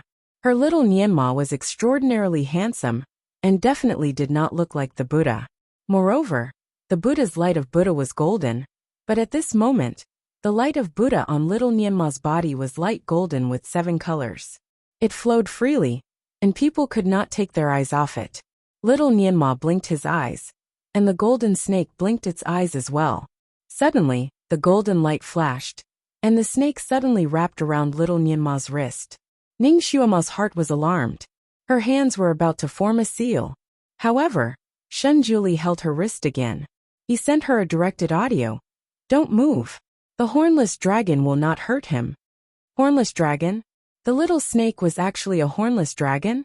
However, did the hornless dragon not have horns? She remembered that the hornless dragon was a hornless dragon in the myths and legends that she had read. How could the hornless dragon's head have such beautiful horns? Shen Juli seemed to have guessed her doubts. He continued to explain to her through telepathy. The hornless dragon king has horns. Also, those myths and legends are just legends. They are based on reality. Ning Xuema suspected that Shen Juli could read her mind. He seemed to know what she was thinking clearly. However, his explanation was reasonable. After all, myths and legends were just legends. They were often worlds apart from the truth, and couldn't be believed. Ning Xuema looked at the hornless dragon again, and truly felt that the hornless dragon was rather good-looking. Little Nianma was a little traumatized by snakes, but he did not feel disgusted by the hornless dragon, which looked like a snake. The scales on the hornless dragon were as clear as jade. It was cool and smooth when it wrapped itself around his wrist, but it was very comfortable. It did not give him the creepy feeling of being entangled by a snake. The hornless dragon circled around his wrist 3 times. Suddenly, it flashed and turned into a bracelet with the pattern of a hornless dragon. It was firmly on little Nianma's wrist. Little Nianma frowned slightly. He had an illusion that he was bound by a mission. He raised his hand and wanted to take the bracelet off, but the bracelet seemed to be attached to his wrist and could not be removed. He tried for a long time, but to no avail. Little Nianma was a little annoyed. "Hey, I don't wear a bracelet. Yours truly is not a woman. Take your bracelet back. I don't want it anymore." After a few words, he realized that he could not find his target. The mysterious woman with the ghost face had disappeared. Everyone's attention was focused on the hornless dragon on little Nianma's wrist. No one noticed when the woman left. Ning Xuema slightly clenched her fingers. The woman disappeared into thin air. She did not turn around and leave. Chapter 2359. Little Nianmo received a lot of gifts for his birthday. But the gift from the lady was the weirdest, because he could not take it off. However, the gift had a rather powerful function. Little Nianmo's body, which had not developed for a year, finally grew. He used to look like a 3 or 4-year-old, but soon after he put on the bracelet, he grew a lot taller. After the birthday party, he already looked like a 7 or 8-year-old. Fortunately, the size of his clothes could be adjusted according to his height. Otherwise, he would have been naked on the spot. After the birthday party, little Nianma was taken away by a master who was the best at practicing spells. He began his journey of cultivation. This master may not be as good as Shunjuli in other aspects, but he had many disciples in the 6 realms. What made little Nianma even more excited was that this master had just recruited a group of 7 or 8-year-old disciples. There were more than a dozen of them. He finally had a playmate. In order to become Shen Nianma's first master, the master brought 2 disciples with him. One was a boy, and the other was a girl. Both of them were smart and handsome. In less than half a day, the 3 children had already started to play together. Therefore, when little Nianma left with his master, although he was still reluctant to part with his parents, he did not cry so much. She looked at the cloud that carried her son away, and gradually disappeared. All the guests had also left, and the Fantian Palace returned to its usual peace. Ning Xuema stood there, and looked at the direction where her son went. She and her son had always been separated more than they were together. This time, she did not know when they would meet again. Shunjuli held her hand and sighed. Xuema, I am sorry. Ning Xuema leaned into his embrace and hugged his waist. She shook her head slightly. I chose this path myself. You don't need to feel apologetic. What we're doing is letting down our son. He's still so young. He is not young. When he was the Divine Lord's age, he had already established his own clan. The heavenly law stone next to them began to express its disapproval. Ning Xuema turned her attention back to the heavenly law stone. Heavenly law stone, I don't understand. Nianma has it in the other world. Why can't he go to the other world? He was born in this world and belongs to this world. Furthermore, he has his own mission. Naturally, he cannot leave. It turned out that in order to break the heavenly Tao's punishment on Shunjuli had to do 3 things and reverse the fates of 3 people. 2 of them were in the Tianxi continent, so he had to return to the Tianxi continent. Everyone knew that the passageways leading to the outside world had all disappeared. If Shunjuli wanted to go back, he would have to borrow the power of the heavenly Tao stone. On the other hand, the heavenly stone would consume more than half of its power to carry the 2 of them through transmigration. It would take 10 years for it to recover. Only after it had recovered would it be possible to send the 2 of them back. However, little Nianma could not go with them. According to the heavenly Tao stone, if little Nianma forced himself to go with them, he would lose all his power. When he arrived at the other world, he might even disappear. Therefore, they could not take him with them. Of course, they were worried about leaving little Nianma alone in the celestial devil continent. Therefore, Shunjuli found 10 masters for his son. Each of them taught him for a year, so 10 years would pass. Moreover, with these 10 masters looking after the little guy, no one would dare to bully him. Shunjuli and his wife could rest assured. Chapter 2360. Shunjuli and his wife were the Divine Lord and the Great Devil respectively. Both of them held important positions in the continent. Logically speaking, they should not leave easily. If anyone knew that they were going to be away for 10 years, there would be a lot of twists and turns in the 6 realms. Therefore, even if they were to leave, they had to do it secretly and not tell anyone. After all, little Nianma was still too young to understand many things. If they told him in advance, he would probably cry endlessly and follow them regardless of the consequences. Also, when he was with others, he might leak it in a few words. It would be bad if someone with ulterior motives heard it. Therefore, they could not even tell little Nianma about this trip. However, it was impossible to hide this matter from the child for 10 years. After a year, Shen Nianma would definitely return to the Fantian Palace. Shunjuli left a letter for his son in the palace that only he could open to explain the matter. By then, Nianma would have grown up and experienced a lot. He would be able to accept this matter and keep it a secret. In short, The two of them were fully prepared for this matter and considered all kinds of situations. They also made arrangements for the 8 mythological beasts. 4 of them would secretly protect Shen Nianma, and the other 4 would stay in the Fantian Palace. The only thing Ning Xuema was worried about was the mysterious person. She always felt that the person seemed to be harboring evil intentions towards her son. Shen Juli only rubbed her head. Don't worry. That person will not really harm Nianma. At most, the little guy will suffer a little. If it is really necessary, she will save him. Ning Xuema looked at him and was a little suspicious. Great master, you are good at calculation. Have you calculated something? Shen Juli leisurely said. The heavenly secrets should not be revealed. Ning Xuema looked at him with a smile. Why are you keeping me in suspense? Shen Juli sighed. Xuema, I was punished this time because I revealed too many heavenly secrets. If I reveal it again, I don't know if the punishment will be worse. But if you really want to know, I don't mind telling you. Don't. Ning Xuema put a finger on his lips to stop him from talking. You don't have to talk to me, as long as that person doesn't really harm my son. The heavenly Dao stone was already glowing. All right, it's getting late. You should be on your way. 100 years had passed in the blink of an eye. For Rong Yu Tianlan, who had lived for an unknown number of years, 100 years was nothing at all. However, he felt that the past few decades had been somewhat torturous because his friend, the ancestor of Buddha Lotus Mountain, had not appeared even once. Originally, this venerable sovereign would harass him once a year, ask him to play chess, pick his fruits, and even occasionally exchange a few moves with him.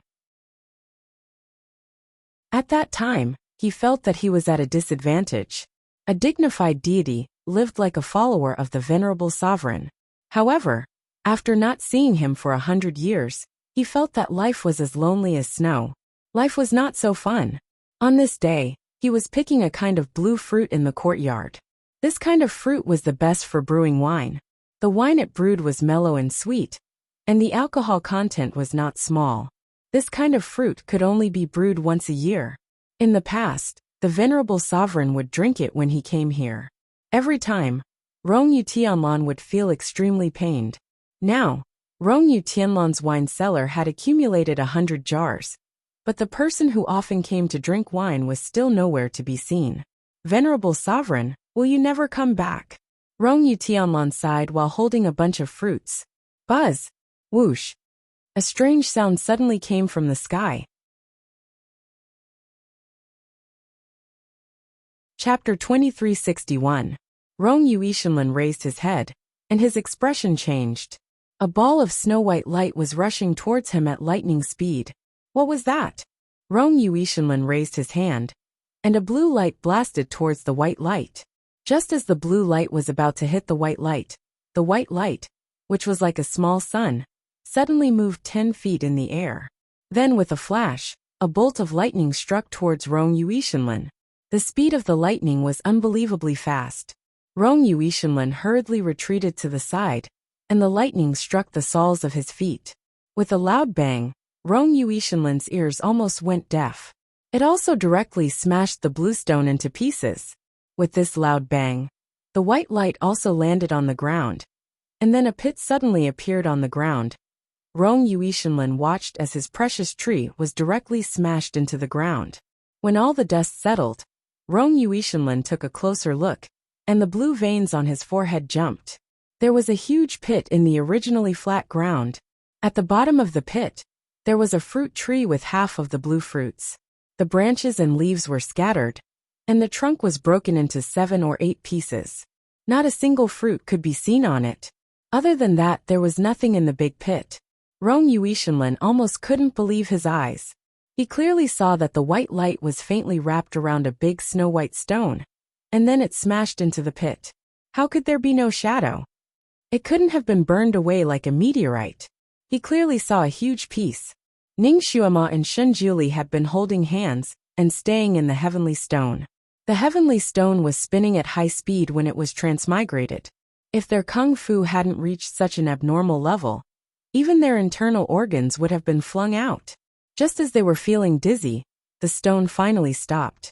After that, Ning Xuema was dumbstruck as she saw a pile of sparkling blue fruits fall from above her head, almost hitting her feet. I didn't expect this backward continent to have such a master. I almost fell into his trap. The crystal column in the heavenly stone began to flash. Fortunately, I was able to drill into the ground in time to avoid a disaster. But I have exhausted my energy at this moment, and I can't move to another place. You too. Use these fruits to restore your strength. Although I haven't seen these fruits before, I feel that they are rich in spiritual energy. They will be helpful to your cultivation. Ning Xuema. Shenjuli picked up a fruit and looked at it. He spat out 3 words. Carefree Island. Ning Xuema suddenly realized. Rong Yuishenlin's territory. Shenjuli looked at the fruits on the ground. There were over 100 fruits, and although they were different sizes, for better or worse, they were all ripened. He lifted his sleeve and placed the fruits into his storage space. Then, he took out 2 of the largest and brightest fruits and washed them with clean water before handing them to Ning Xuema.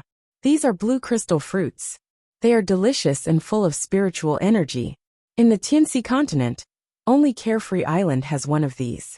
Rongyue Tianlan regards them as more important than his own life. Normally, he only uses these fruits to make wine. Every time they ripen, he would give me 2 as a show of respect. Every time I pick one more, he would feel incomparably pained. Ning Xuema took them and tasted them. The taste was indeed unprecedentedly sweet and delicious, and she felt refreshed as soon as she took a bite. The heavenly stone weakly sent out a line of words. There is only one? Yes, there is only one. Rong Yuishenlin spent a great deal of effort to cultivate it. Shenjuli knew the inside story. The heavenly stone sent out another line of words, but this time it was even weaker. But that one has already been smashed into 7 or 8 pieces. Chapter 2362. Shenjuli. He seemed to see Rong Yuishenlin's burning eyes. He patted the stone wall sympathetically. Then you have to hide well. Don't let him find you. Heavenly Law Stone. He pulled Ning Xuema's hand again. Let's go out. Nothing. Rong Yuishenlin had used the earth escape technique to search the ground within a radius of 3,000 to 4,000 feet. But he still couldn't find the shadow of the strange stone. Strange, how could it not be here? Even if the stone drilled into the ground, it would leave a hole. But other than the big hole, he couldn't find any other hole.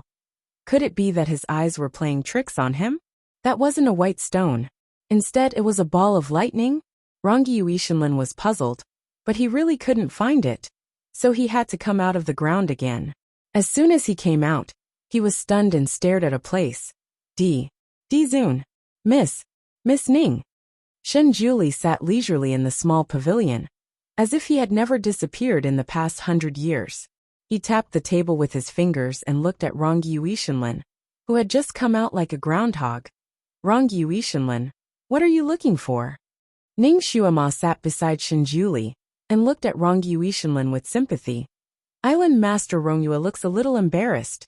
Rong Yuishenlin, who had always been free and easy and valued his image more than his life, looked as if he had been struck by lightning at this moment. After a while he found his voice. Zun, the stone in the white light just now was yours? Shenjuli raised his eyebrows. Do I look like a stone to you? Rong Yuishenlin. He also felt that his question was a little messy. Although the Zun liked to wear white, his image was still worlds apart from that of a stone. His gaze turned to Ning Xuema. Ning Xuema was wearing a red dress, and her smile was as bright as fire. Island Master Rongyue doesn't think that I look like a stone, right? Of course not. Thus, no one brought up the topic of the stone again. Rong Yuishenlin was still very happy to see the Zun and Ning Xuema. He threw aside the pain of having his precious tree smashed to the side. He flicked the dirt off his body, tidied his clothes, and opened his folding fan with a swoosh. With a suave and elegant smile he said, Zun, Miss Ning's presence brings light to my humble dwelling. Let's have a toast. The wine was naturally the wine brewed from the blue crystal fruit. Just as Shenjuli had said, it was the best wine. It made people want to drink a second mouthful. Naturally, the dishes were also well prepared. It was extraordinarily sumptuous. The chef that Rong Yu raised on Tianlan Island was said to be the imperial chef of the imperial palace in the human world. The food that he made was extremely exquisite.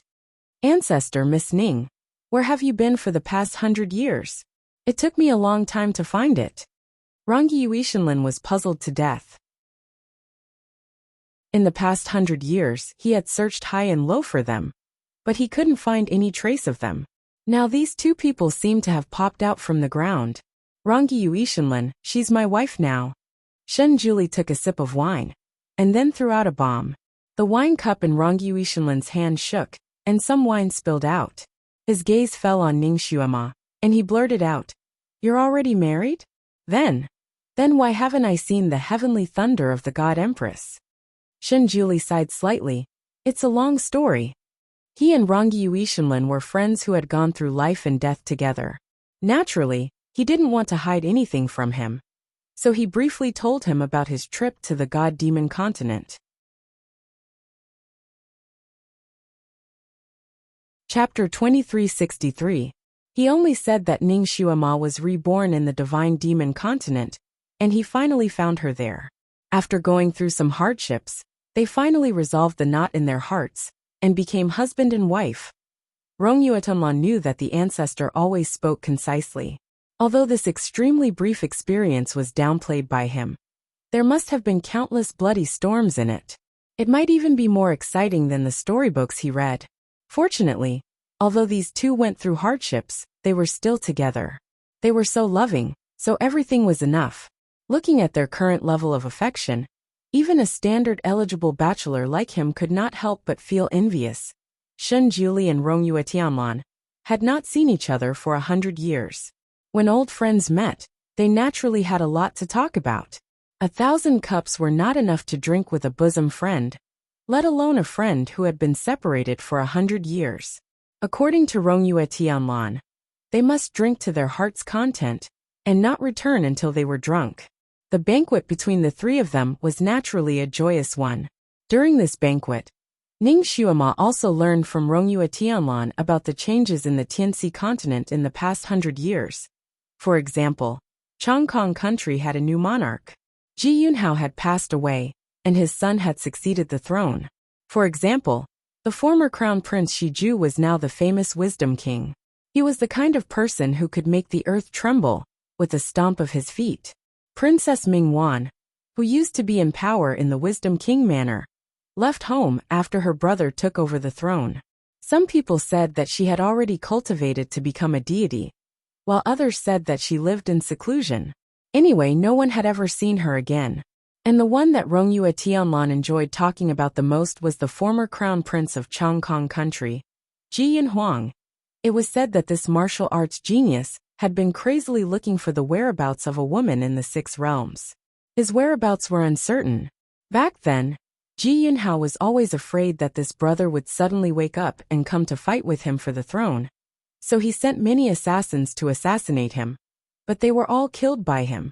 Because he was always a little crazy, everyone thought that this genius was crippled.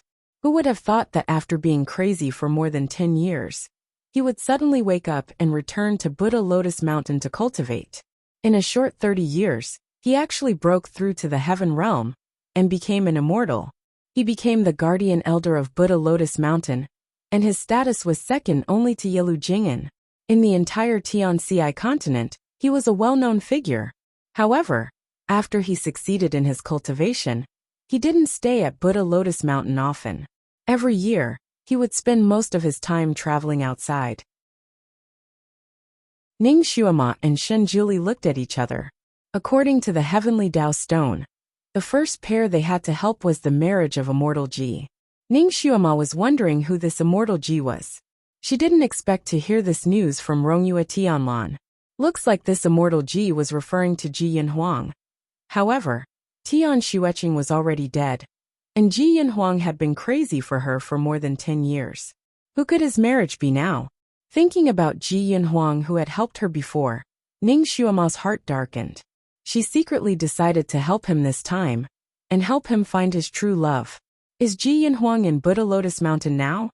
Rong Yuetianlan shook her head slightly. Probably not. Usually, He would be wandering around the 6 realms during this season. Wandering around the 6 realms? That's a really wide range. Ning Xuema looked at Shenjiuli. Great God, can you guess where Ji Yinhuang is now? Shenjiuli raised his hand and poured a cup of tea for her. He said firmly, there's no need to guess. Let's go back to Buddha Lotus Mountain. He will definitely come to find us. Chapter 2364. Xueqing is already dead. A new person can be appointed, be happy for 100 years, and have many children and grandchildren. That green robe was like a flower in the dark, blooming and withering in an instant. Xueqing. Ji Yinhuang cried out in pain, but he could only watch as she fell, and was swallowed by the darkness, never to be seen again. His heart tightened, and every breath he took was filled with immense pain. Where is she? Where is she? He stood in the huge pit. His hands were covered with wounds and blood flowed all over the ground, but he did not feel anything. He only stared blankly at the bottom of the pit. His expression was like that of a lost child, despair, complete and utter despair. He did not know how long he had been standing there, but he did not use any protective barrier. He was exposed to the violent wind and snow, receiving the slashes of the wind and snow, as if he was trying to atone for his sins. It was as if as long as he stood there for a while, she would forgive him and appear. Xueqing. He shouted and opened his eyes. The night was silent, and he did not sleep for a long night. He knew that he was dreaming again. He dreamed of the moment when Xueqing died. He dreamed of the scene that caused him to feel pain in his bones. Over and over again, he had already dreamed of this scene countless times. Every time, it was this kind of bone-piercing pain. It was said that the 18th layer of the underworld was where the most heinous criminals were locked up. However, the underworld only applied one type of punishment to these people. They were made to experience the most painful period of their lives every day. Day after day, year after year. The pain was like an endless circle. There was no beginning, no end. There was only a lost soul, and they were tortured by the memories of being dismembered over and over again. Was he now imprisoned in the 18th layer of hell? This was good too. At least, he could see her once every day. No matter how much pain that scene made him go crazy, he was willing to endure it. At least he could see her. Compared to not being able to find her in the real world, he would rather live in hell. His entire body was cold, and his heart was numb from the pain. He did not know when, but the wind had weakened by a lot. A few snowflakes blew in front of him, but Ji Yinhuang was mesmerized by these snowflakes. When he opened his eyes again, his heart began to beat wildly. This was a scene that he had never encountered in his countless dreams. The wind and snow had stopped, and that person was wearing a sky-blue robe. She stood there quietly, looking at him without any sadness or joy. Xueqing. He wanted to pounce on her and hug her, but his feet seemed to be nailed to the ground. After waiting for so long, hundreds of years flashed by him, leaving only that beautiful face deeply imprinted in his mind, just like the person in front of him. He strenuously took a step forward as his hoarse voice sounded like a dried-up stream. Xueqing, so you're not dead. That's great, you're not dead. His body trembled violently, as if he could not withstand the huge emotional fluctuations. It was as if he would kneel on the ground in the next second. Tian Xueqing smiled at him. You're wrong. I'm already dead. The one standing in front of you is already a dead man. She tilted her head slightly, looking innocent and seductive. Are you afraid? Ji Yinhuang stopped in his tracks and closed his eyes. He walked in front of her and hugged her tightly. His arms tightened as he said in a low voice, I was afraid. I was so afraid that you would never come back.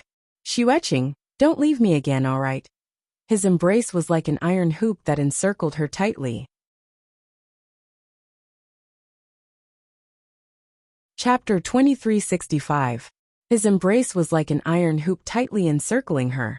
But Tian Xueqing did not seem to feel any pain as she continued to speak. Yunhuang, I'm already dead.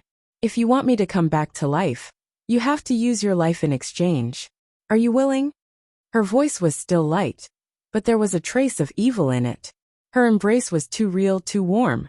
Her cold fragrance lingered around him like a gentle hand, soothing all the uneasiness in his heart. Hugging her, it was as if he was hugging his entire world. The empty hole in his heart was finally blocked, and he felt extremely warm. Even if he knew that she was his inner demon, he could not bear to push her away. Ji Yanhuang closed his eyes, still hugging her tightly, not willing to let go. His voice had a trace of relief. You gave me an illusion, and I'm very happy. My life, if you want it, you can take it. Tian Xueqing smiled faintly, and in that instant, her appearance suddenly changed. An ice blade condensed in her hand, and she ruthlessly stabbed it towards Ji Yanhuang. Her voice was still as gentle as before, full of affection. Then, I'll take it away. He felt a pain between his eyebrows, as if he was being pricked by a needle. At the same time, a cool female voice rang out, like a gurgling spring water flowing beside his ear. Quickly wake up. Hey, quickly wake up. The scene in front of him scattered like shooting stars, returning to darkness. All of a sudden, he felt a small hand reaching for his pulse. Suddenly startled, he opened his eyes and saw a 12 to 13-year-old girl squatting beside him. Seeing that he had woken up, she let out a long sigh of relief. You're finally awake. I can even pull you back from qi deviation. My medical skills must have improved again. She seemed to be smiling happily, but Ji Yanhuang could not smile at all. There seemed to be a problem with his eyesight. He could only vaguely see that the girl was wearing a green dress, and her hair was simply draped behind her back.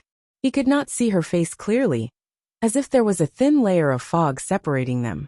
But based on his intuition, this was a delicate and beautiful girl. The girl waved her hand in front of his face. What's wrong? Where do you feel uncomfortable? Ji Yanhuang frowned and said indifferently, I'm fine. Thank you for saving me. I will definitely repay you for saving my life in the future. The young girl tilted her head, but did not stop him. She watched as he stood up and slowly walked forward. With a flick of her hand, a silver needle pierced towards Ji Yanhuang. Ji Yanhuang was caught off guard, and actually fell into her trap. His legs went numb, and he could no longer walk. He softly fell to the ground. At the same time, his entire body stiffened, and he was unable to move. Ji Yanhuang's voice was cold as he asked, Miss, do you have any other advice? The young girl ran in front of him, and carefully examined his injuries. She then looked at his eyelids and calmly said, Your qi went into a fork and collided with your eyes. Your eyes need to be treated, otherwise they will be crippled. I only hastily bandaged the penetrating wound on your abdomen. If you go out like this, you won't live for more than 3 days. Alright, I'm done. Are you sure you want to leave now? Ji Yanhuang was silent for a moment before he finally said, Then I'll have to trouble you, Mississippi. What he wanted to do was not in a hurry. For the past 100 years, he had been searching for Tian Xueqing. He did not know if she was still alive, but he had to be alive. He did not want to be reincarnated again and forget about her. So after searching for more than 10 years without any results, he suddenly realized that there were specks of white in his black hair. For a moment, he felt as if he was struck by lightning. He still had not found her, so how could he grow old? Chapter 2366. Thus, he returned to Buddha Lotus Mountain and began to cultivate like a madman.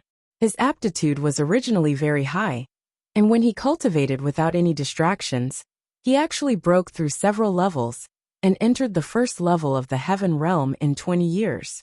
According to the current saying, he had become an immortal and attained the Tao. The vicissitudes of life did not change his appearance, but changed his state of mind. He was more open to everything in this world. Imperial power and fame were like dung to him. But he could not let go of the obsession in his heart. He did not believe that Tian Xueqing's soul had really dissipated, so he mainly cultivated the soul summoning technique. However, even though he had cultivated this technique to the peak, he still could not summon even half of her soul. It was said that a soul that died unjustly would not be reincarnated. Tian Xueqing must have died unwillingly, and she must have hated him. Her soul should be floating in this world, but he did not know why he could not summon her. Unknowingly, this obsession had become his inner demon, entangling him every day. The news of the ancestors' return was like a spring breeze blowing across the entire Tianxi continent, and everyone in the world was excited. Ever since the disappearance of the ancestor, the Tianxi continent was somewhat chaotic. Without his iron fist to keep the balance, several countries had gone to war. Although it was not to the extent of causing a world war, it was indeed difficult for the people to make a living these years. When the ancestor returned, Chongkong country and Feishing country were at loggerheads, and war was on the verge of breaking out. When the ancestor returned, he did not even make an official appearance. He only asked Yelu Jing and to pass a message to the monarchs of the two countries, and the war was put to an end. The ancestor was like a savior in the Tianxi continent, and his return made many people's blood boil. The monarchs of various countries, sect leaders, and families all rushed to Buddha Lotus Mountain to pay their respects to the ancestor. Many people who were not qualified to enter the mountain also wandered around Buddha Lotus Mountain after hearing the news of the ancestor's return. They kowtowed to Buddha Lotus Mountain sincerely and cried tears of joy. The people of various countries were celebrating, and it was even more lively than the new year, especially when they heard that the ancestor had gotten married, and that the empress was the former trash Ningxuema. It was even more lively. Even the monarchs of various countries issued a decree at the same time. When the venerable sovereign returned, the whole country celebrated and pardoned the world. This kind of jubilation naturally alarmed Ji Yinhuang, who was wandering somewhere. He hurriedly rushed back to Buddha Lotus Mountain to pay his respects to his grandmaster, and saw Ningxuema, and the ancestor who he had not seen for a long time. Ji Yinhuang was, after all, the second in command of the Buddha Lotus Mountain. Naturally, he knew about Ningxuema's case. He also knew that her soul had been scattered during the lightning tribulation. He didn't expect that not only would she be able to come back unscathed, her cultivation level had already surpassed the heaven realm. He didn't need to fight with her to know that her current cultivation level was unfathomable. While he was happy for her, he also felt a renewed sense of hope. Ningxuema was able to return even after her soul was scattered. Would Tian Xueqing be able to return as well? Would he be able to see her again? He immediately knelt down and begged the ancestor to show him the right path. The ancestor looked at him for a long time and calculated for a moment. Then, he told him that the inner core of the cloud-swallowing beast in the northern underworld mist sea and the ghost grass could be used to make the soul-luring incense. The soul-luring incense's ability to attract souls was very strong, and it might be able to bring about a miracle for him. Ji Yinhuang felt as if he had found a treasure. He had already found the ghost grass, and was only missing the inner core of the cloud-swallowing beast. Originally, he was 90% sure that he would be able to obtain the inner core of the cloud-swallowing beast, but he never expected that he would suffer from qi deviation at that time, and almost get swallowed by the cloud-swallowing beast. Fortunately, he was saved by the girl in front of him. Chapter 2367. He was thinking about the cloud-swallowing beast's inner core, and did not want to stay here any longer. After he woke up, he wanted to leave. The young girl waved her hand. "Since I saved you, I will definitely save you thoroughly," Master said. "If you want to save someone, you should save them all the way." Therefore, even if he had rejected her, she would have forced him to stay and only let him go when he recovered. Ji Yinhuang looked at the young girl in front of him and was momentarily absent-minded. Although he could not see clearly, he could see that the young girl was wearing a green gown. Looking at her, he seemed to see the figure that he yearned for day and night. He was willing to pay any price in exchange for her return. But why? Why hasn't she returned? He had already given up everything. So why hasn't she returned? Xueqing, Ji Yinhuang's eyes seemed to be filled with a myriad of changes. Although he still had that carefree look on his face, the intense emotions in his eyes were like a raging inferno under a layer of ice, burning fiercely. The young girl raised her eyebrows and her voice was somewhat unhappy. "Why do you keep looking at me?" Ji Yinhuang regained his senses, and his emotions gradually calmed down. There were many young girls in green gowns in this world, but there was only one Tian Xueqing. He should not have stared at a 13 or 14-year-old girl to search for her shadow. He casually changed the topic. You like green? The young girl nodded and removed the silver needles that were sealing his acupuncture points. She faintly said, It's all right. Ji Yinhuang suddenly had the intention to ask, Why? Usually he was not willing to talk nonsense with others, but for some reason, he started to talk more today. The young girl pulled him up and casually replied, There's no why. If you like it, you like it.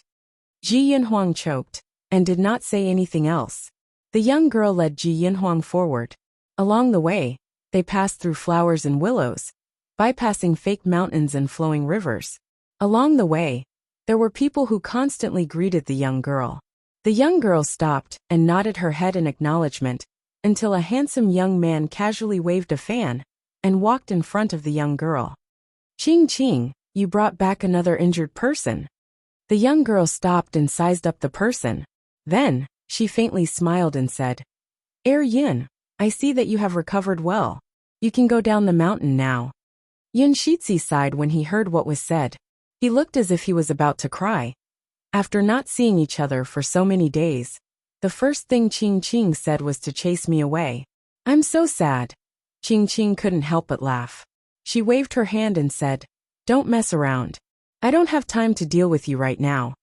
Yin Shitzi glanced at her resentfully. Ching Ching has a new patient and no longer pays attention to the old patient. Sai, forget it. Then this Shitzi will go down the mountain. Don't worry, after a few days this Shitzi will definitely return. Ever since Ching Ching had saved him once a year ago, he had fallen in love with Ching Ching at first sight. He ran up Ching Ji Mountain time and time again, but if it wasn't for a headache or heartache, it was all minor ailments. It wasn't until half a year ago, when he was almost assassinated and had a hole in his stomach, that he came in lying down. As soon as he saw Ching Ching's face, he showed her the hole in his stomach, as if he was presenting a treasure, proving that he was really injured this time. Ching Ching used 3 months to heal him, but he kept saying that it would take 100 days to heal his bones and tendons. Moreover, not only did he have his bones and tendons injured, his stomach was also pierced by a sword.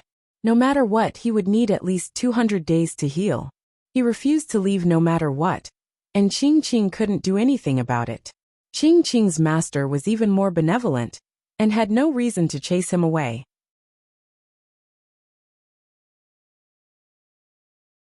Chapter 2368. Thus, Yin Shitzi had stayed there until now and had to leave today because of his family's misfortune. Yin Shitzi waved his fan as he left. His annoying words could be heard in the wind. Ching Ching, wait for me to come back. Don't be too gentle to the new patient, just torture him to death. You only need to be gentle to me. Aya. His figure suddenly staggered and sat on the ground, unable to get up for a long time. He looked around but could only see Ching Ching and Ji Yinhuang's figures in the distance. He rubbed his legs and scolded. Who is it? Who dares to plot against this young master? Yi, how did you protect this young master? A sentence faintly floated from the tree. Master, there was a rock under your feet. This subordinate was about to remind you, but you. Yin Shitzi stood up and angrily kicked the rock away, limping away. Ah Ching walked in front, so she did not notice Ji Yinhuang's slightly raised lips. Usually, Ji Yinhuang did not have the mind to care about these people. But today, he felt that Yin Shitzi was especially repulsive, so he took action to teach him a lesson. His mental power was profound, so Yin Shitzi and that shadow guard naturally could not tell that he was the one who did it. Ji Yinhuang stared at the slender figure in front of him, his mind still reverberating with Yin Shitzi's words Ching Ching. In this world, there were many girls with the word Qing in their names. Ji Yinhuang had walked the Tianxi continent for many years, and had heard countless of Qing-s and Qing-s. But no matter how many times he had heard it, when he heard this taboo word again, his heart would fiercely tighten. Could it be? Could it be her? Every time, he would subconsciously chase after her with this glimmer of hope. But without exception he would fail. Ji Yinhuang pretended to ask casually, May I ask for Mrs. Name? Ching Ching's footsteps paused for a moment before she continued walking forward. We met by chance. If you don't ask me, I won't ask you. You can just call me Miss Ah Ching. Ji Yanhuang did not have to ask for her name, so after hearing this, he did not say anything else. It was just that her name had the word Qing in it. She was not her. Ah Ching led him through a magnificent corridor and arrived at a room. Although Ji Yanhuang couldn't see clearly, he felt that this was a very elegant and simple room. There was a bouquet of unknown flowers in the vase, emitting a faint fragrance. The young girl turned around to face Ji Yanhuang and said, "This is the meditation garden. From now on, you will recuperate here." She briefly introduced the surrounding environment, then led him to the bedside and lightly said, "Take off your shirt." Ji Yanhuang stared blankly for a moment and sat there without moving. The young girl raised her eyebrows impatiently and said in a cool voice, "What? You're a man. Are you afraid that I'll take advantage of you? That's right, let me say this first. I'm just treating your injuries.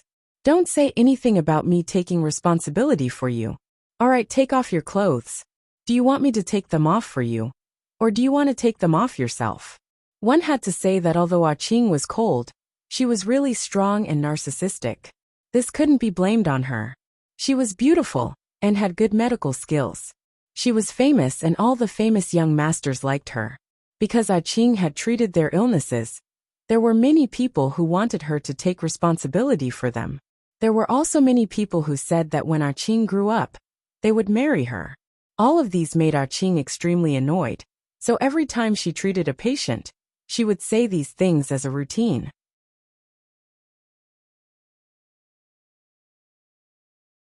Chapter 2369. Ji Yanhuang did not know what to think for a moment. He slowly took off his shirt, revealing his jade-white chest. On his abdomen, there was a gauze that Ah Ching had hastily wrapped around his abdomen. Blood was faintly seeping out from the gauze. The red blood contrasted against his jade-like skin. Amidst his healthy body, there was a cruel and enchanting aura. Ah Ching looked at his smooth upper body. Her eyes were somewhat uneasy as she averted her gaze. She did not expect that the patient she had casually picked up would have such a good figure.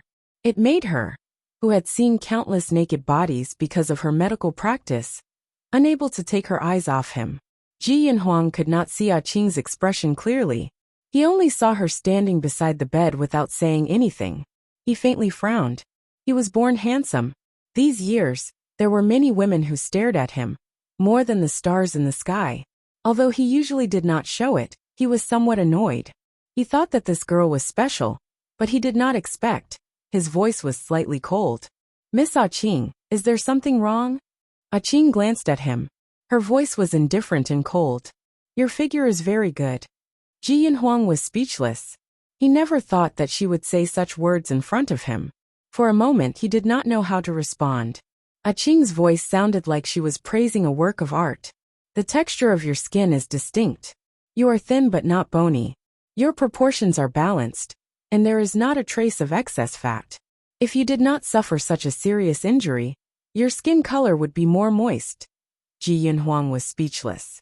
He seriously suspected that she was looking at him, as if she was looking at a human specimen.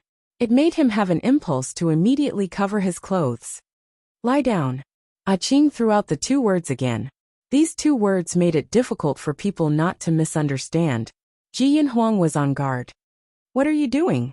"I am a doctor. What can I do?" Ah Ching was somewhat impatient. She twirled a silver needle in her hand. "Don't you want to treat your injuries?" Alright, it was him who misunderstood. Ji Yanhuang did not know what expression to make.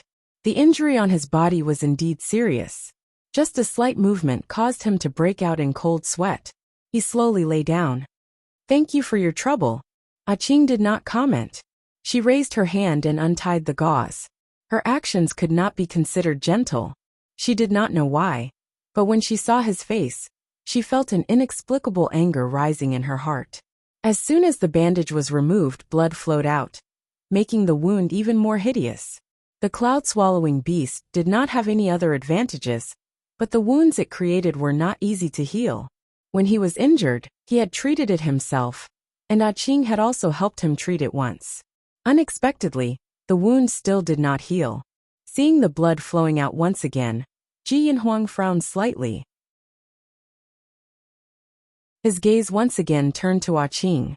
Miss Ah Ching, do you know any suturing techniques? Ah Ching raised her eyebrows and looked at him. What suturing technique? Originally, there was no suture technique in this era. No matter how serious the injury was, it was wrapped in gauze. After Ningxuema came, this suture technique was passed down in Buddha Lotus Mountain. Ji Yinhuang was one of them. Everything he saw was a blur, so he naturally could not suture it himself. He could only explain the main points of suturing. Ah Ching was very smart. She was very persistent in anything related to medicine, and listened very seriously. After listening to Ji Yinhuang's explanation, she glanced at Ji Yinhuang. I didn't expect your medical skills to be so good. Ji Yinhuang slightly lowered his eyes and did not reply. That year, Tian Xueqing was seriously injured and was dragged underground by the monster. That scene became his eternal nightmare. Tian Xueqing's blood-covered appearance flashed in front of his eyes from time to time.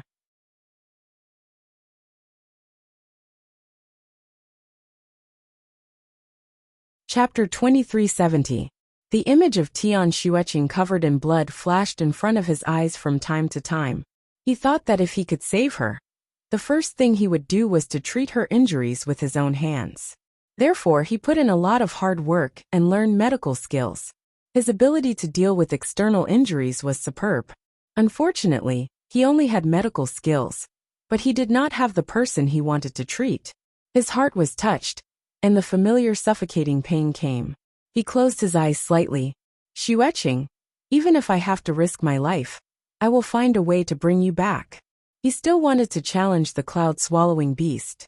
Ah Ching naturally did not know that his heart was filled with so many emotions. She was studying the special silver needle and fish catgut thread that Ji Yinhuang took out. After studying for a while, she tested it on a piece of cowhide nearby. After confirming that the technique was correct, she walked in front of Ji Yinhuang. Just as she was about to insert the needle, she suddenly stopped and looked at Ji Yinhuang with a smile. Are you afraid of pain? Ji Yinhuang shook his head slightly.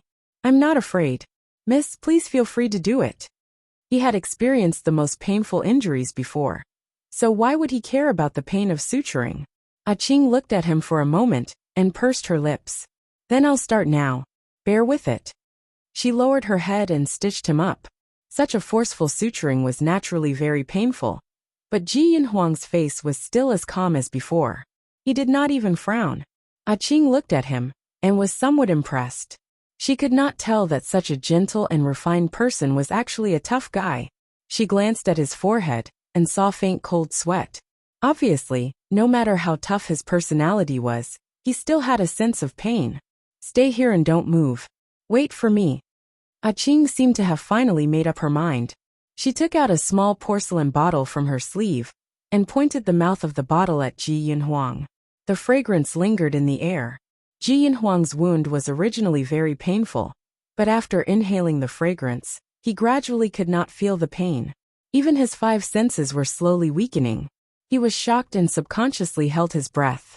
As a superior, he was born with a noble status, but he also had a strong sense of vigilance that matched it. Ah Ching looked at him and pursed her lips. Are you afraid that I will poison you? If I want to kill you, 1 needle is enough, or I can just leave you alone. This little girl's mouth was really poisonous. However, what she said was the truth. Ji Yinhuang relaxed and asked, What is this fragrance? Ah Ching glanced at him. This is the fragrance of flowers. It can reduce the pain of wounds and weaken the 5 senses for a short period of time. My master left this to me.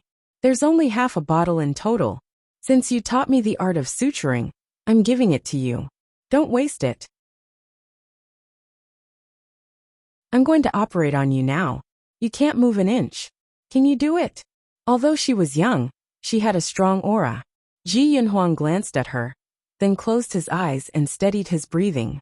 However, his heart was not as calm as his appearance.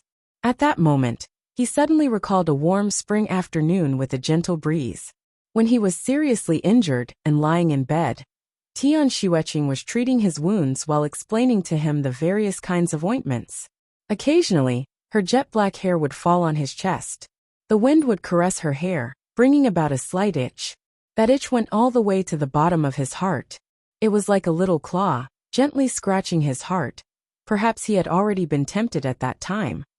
But at that time, he refused to listen to his heart and subconsciously avoided this feeling.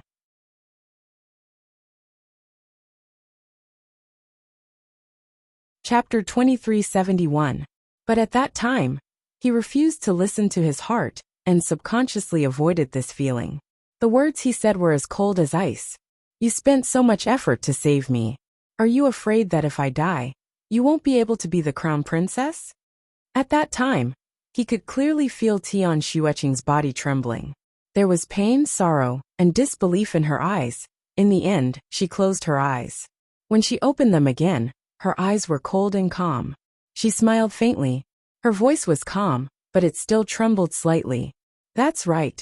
If you die, how can I be the crown princess? So, Your Highness, please let it go. Xueqing will do her best to heal you, even if it's for the position of crown princess. Memories were like knives that cut into his heart. Qing felt that she was usually cold enough, but she did not expect that the patient she randomly picked up was even colder than her.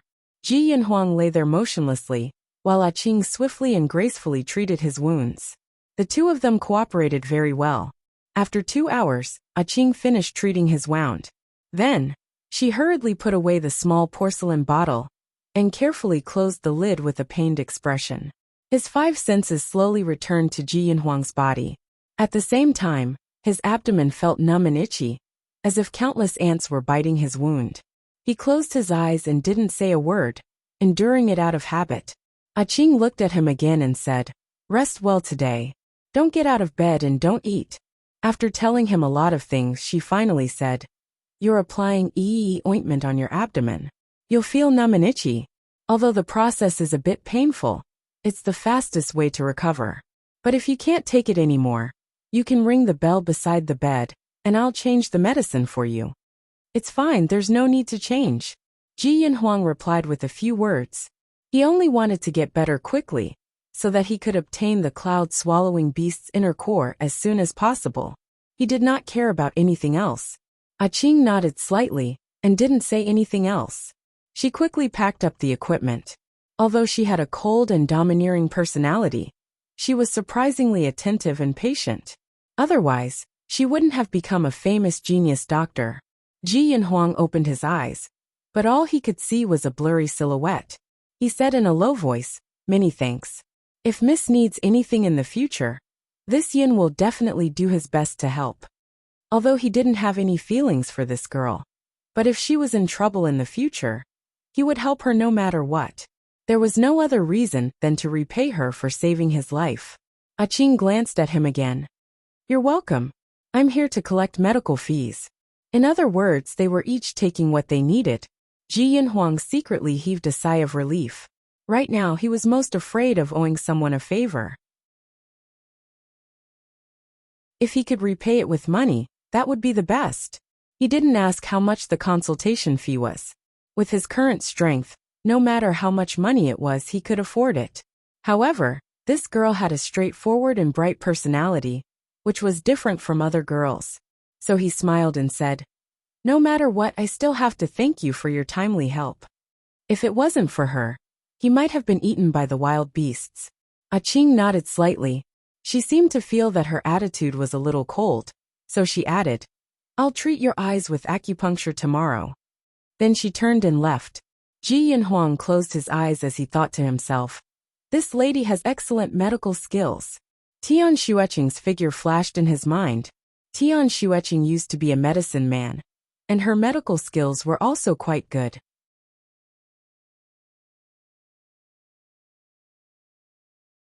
Chapter 2372. In the blink of an eye, 3 days had passed. In these 3 days, Ji Yinhuang's eyesight improved day by day. Spirals of green smoke rose from the incense burner, bringing with it a cool fragrance that filled the entire room. Qing sat by the bed and watched as the incense burned shorter and shorter, until it finally turned into ashes. She stretched out her hand and slowly pulled out the silver needles from Ji Yinhuang's acupuncture points. Then, she let out a long breath and lifted her hand to remove the cloth covering his eyes. "All right, You can open your eyes and see if there is any discomfort. Although her voice was light, it carried a trace of pride. Although she was only 14 years old, as long as she acted, there was no injury that she could not treat. Ji Yanhuang heard her and slowly opened his eyes. At first, his vision was a little hazy, as if there was a layer of fog, but it gradually became clearer and clearer. He finally saw the girl in front of him clearly. She looked to be around 13 or 14 years old. There was still some baby fat on her face, making her look delicate and cute. Her green dress was like the misty rain in Jiangnan. It was light and had an indescribable charm. Her ink-black hair was like a waterfall that cascaded down her back. Her skin was tender and white, as if it could be broken by the wind. The most wonderful thing about her was her pair of bright eyes. It was as if there was a river of stars hidden within them. Her temperament was cold, but there was a trace of purity in her bones. Ji Yanhuang's face instantly turned white. His hands could not help but tremble as he stared at the girl in front of him. At that moment, his heart felt as if it had suddenly fallen from the sky. All the blood in his body flowed backwards. His usually calm and rational mind was now blank. There was only one thought in his mind. Was it her? Was it her? Was it her? Qing's appearance was simply a miniature version of Tian Xueqing. Even her temperament was almost the same. Qing looked at his stunned expression and thought that he had not recovered yet. She slightly frowned and waved her small white hand in front of his face. What happened to you? Are you still unable to see clearly? Before she could finish her sentence, she was suddenly pulled. She was caught off guard and fell onto Ji Yanhuang's body. She was brought into a cold and delicate embrace. Qing was instantly stunned. She had never been in such close contact with anyone before. None of the patients before her had dared to be so disrespectful to her. The man's cold breath mixed with the fragrance of medicine assaulted her face, almost drowning her in an instant. Ji Yanhuang tightened his embrace and felt the familiar scent in his embrace. He was so excited that his heart almost jumped out of his chest. They were too alike. Their auras were too similar. Why didn't he feel it before? Qing was most likely Tian Xueqing. If he wanted to be sure, he would have to check Qing's soul. Probing the soul required intimate contact with the person being probed, so Ji Yanhuang subconsciously pulled her into his embrace. Only when she was in his embrace did he realize an important problem. His psychokinesis had only recovered 30 to 40%, so he couldn't detect her soul at all. Ji Yanhuang hugged the person in his arms, not knowing what to do. At this moment, Qing finally realized that she was being molested. Her face instantly flushed red with anger. She fiercely struggled out of Ji Yanhuang's embrace and kicked him off the bed. Ji Yanhuang had never thought that he would be kicked off the bed. He could not help but stare blankly for a moment. Once again, his wound was agitated. He let out a light groan, and his face turned even paler. Qing's eyes were as cold as the stars. At this moment, her eyes were burning with rage. I was kind enough to save you, but you actually dared to molest me. Do you believe that I can easily cripple you?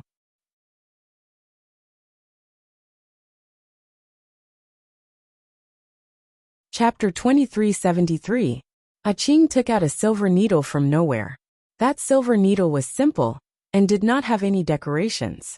Under the light, it shone with a cold luster, but the tip of the needle had a dense emerald green color. With one look, one could tell that it was poisoned. She looked at Ji Yanhuang, who was kicked off the bed by her, with caution. If he dared to take advantage of her again, she would poison him to death. Ji Yanhuang slowly sat up from the ground. This movement made him feel that his wound had split open again, and fresh blood was seeping out. Borrowing this pain, he slowly regained his rationality. She was still so young. If she was really Tian Xueqing, then she was also her reincarnation. He was indeed too excited. Even if the current Qing was really Tian Xueqing, they should take things one step at a time. He was so rash that he was afraid that he would scare her. It would not be good to leave the impression of a lecher on the first time they met. His eyes were deep, like a deep pool that was tightly locked onto her. There seemed to be countless emotions rolling in his eyes, causing Qing to have the illusion that she was about to be pulled into a deep pool and drowned. Her heart skipped a beat, and she retreated 2 steps with caution. This person's gaze was too oppressive. It made her have the urge to turn around and run away. However, this was her territory, so why should she run away? If he dared to take advantage of her again, she would directly cripple him. Qing's eyes flashed with killing intent as she held the silver needle even tighter. Ji Yinhuang finally calmed down and quickly sorted out his complicated thoughts. He raised his eyes and looked at Qing. Naturally, he saw that she was filled with hostility and alertness. His heart was stifled as he took a light breath. I'm sorry, Miss Qing. The moment I saw you, I thought that I saw my long-awaited wife. You are very similar to her. It's as if you were carved out from the same mold. Speaking until here, his heart ached, and he closed his eyes slightly. The person he once loved was his wife, but now, they had become strangers. His voice was somewhat hoarse, and his whole body seemed to be filled with grief. However, he was an extremely handsome man. At this moment, he was simply sitting there, but it was as if he was a desolate ink painting, causing people's hearts to be filled with sorrow. Qing was full of anger, but she couldn't vent it when she saw him like this. She was still young after all, and it wasn't easy for her to deal with this kind of situation. She paused for a moment before saying with a straight face, I'm very sorry that your wife is no longer around, but no matter how much I look like her, I'm not her. If there's a next time. She waved the poison needle in her hand. Ji Yinhuang looked at her with a sincere gaze. This time it's my fault. I've offended Mississippi. I'll accept Miss Punishment. His voice paused for a moment before he suddenly changed the topic. My wife is still alive, but... Before Qing could figure out how to punish him, she was intrigued by his hesitant words. But what? She had been waiting for him to continue, but all she saw was Ji Yinhuang sitting there with his eyes slightly closed, not saying a word. Ji Yinhuang closed his eyes, and images kept appearing in front of his eyes.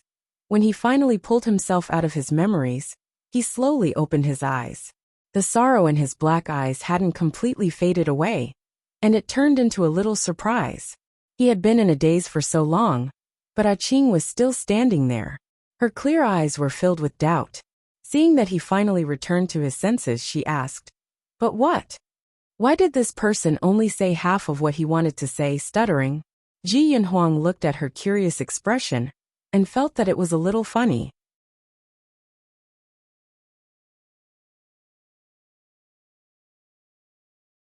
Chapter 2374. Ji Yinhuang looked at her curious expression and felt slightly amused. After all, she was still a child. Ji Yinhuang did not let her wait for too long. He looked at the scenery outside the window and slowly said, It's just that she went missing. Maybe she doesn't remember me anymore. His tone was very light, but Qing could hear the loneliness behind his indifference. Qing simply found a chair and sat down. She looked at him curiously and asked, Missing? How did she go missing? Ji Yinhuang looked at her and did not speak for a long time. Just when Qing thought that she would not get an answer, Ji Yinhuang's slightly hoarse voice sounded. I let her down. Qing waited for a long time and only heard these few words. She did not know what to say. Although this man looked young, she could tell that he was sad. Since it was a sad matter, she did not want to ask any more. She made a sound and did not ask any more questions. She turned around and left, closing the door behind her. Ji Yinhuang looked at Qing's departing figure, and his mind was in a mess. For the past 100 years, his mood had been as calm and hopeless as stagnant water. Today, when he saw Qing, huge waves surged up, and he could not calm down for a long time. Qing, is she really Tian Xueqing? From their appearance to their temperament, it was as if they were carved from the same mold. They were too alike. They were too alike. It was impossible that they were not the same person. But what if they just happened to look alike, but their souls were not the same? Could it be that this encounter was just a joke played by the heavens? For a time, all kinds of emotions came one after another. This doubt was like a windmill that spun in his heart non-stop. In the end, he sighed and took a deep breath. He closed his eyes and meditated. Whether Qing was Xueqing or not, he had to check her soul to confirm. The most important thing now was to restore his psychokinesis. After Qing left Jingxinyuan, her mood was slightly strange. To be precise, when she saw the unconscious patient in front of her, she felt a slight pain in her heart. It was as if something was about to surge up from the bottom of her heart. Her heart was always as calm as still water, and she did not care about living. But after meeting him, her heart would ripple from time to time. Moreover, she always felt an inexplicable sense of familiarity towards him. It was a very strange feeling. Qing was sure that she had never seen him before. She didn't even know his name until now. She only knew that his surname was Yun when he woke up. Then where did this inexplicable sense of familiarity come from? Qing thought for a long time, but couldn't think of a reason, so she decided not to think about it anymore. She slowly returned to her room, picked up the secret book left behind by her master, and began to concentrate on studying medicine. Qing had a very good memory. She had a photographic memory. No matter how difficult and obscure a medical skill was, she could remember it in her mind after reading it once. She could easily understand the profound meaning of it, as if she had learned it before. She was different from other children from a young age. Other children might only be able to remember things after they were 7 or 8 years old, but she could remember things from the moment she was born. She clearly remembered that she had climbed out of a hole. She was able to communicate well with the small animals around her. Although she was a baby, she knew how to feed herself. Moreover, she had raised herself to be white and plump. She had always thought that the animals around her were her own kind. This idea only changed after her master brought her back.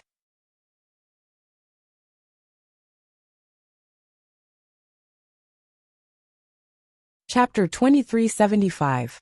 Her master was the first human she had ever met. It was a winter day when GMO accidentally passed by a forest. Suddenly, he saw a large stone in the middle of the snow-white forest. On top of the jade stone sat a small child, who looked like it was carved from jade. The child was swinging its small white feet while tilting its head and looking at GMO with its big clear eyes. It was as if it was looking at a rare thing. Then GMO took her back and took her as his disciple. "How about I name you Ji Xueqing?" A gentle voice sounded. She replied in a childish voice, "Master, your disciple's name is Tian Xueqing." GMO laughed. "All right, then you'll be called Tian Xueqing." GMO taught Tian Xueqing with great care and trained her into a famous genius doctor. He gave Tian Xueqing a few books that he had painstakingly worked on for many years. Then, he went to travel the world and only came back once every 1 or 2 years. Counting the days, her master should be coming back soon, right? Tian Xueqing put down the book and looked out the window. When she thought about her master coming back, her eyes were filled with joy, and she threw away all her unhappiness.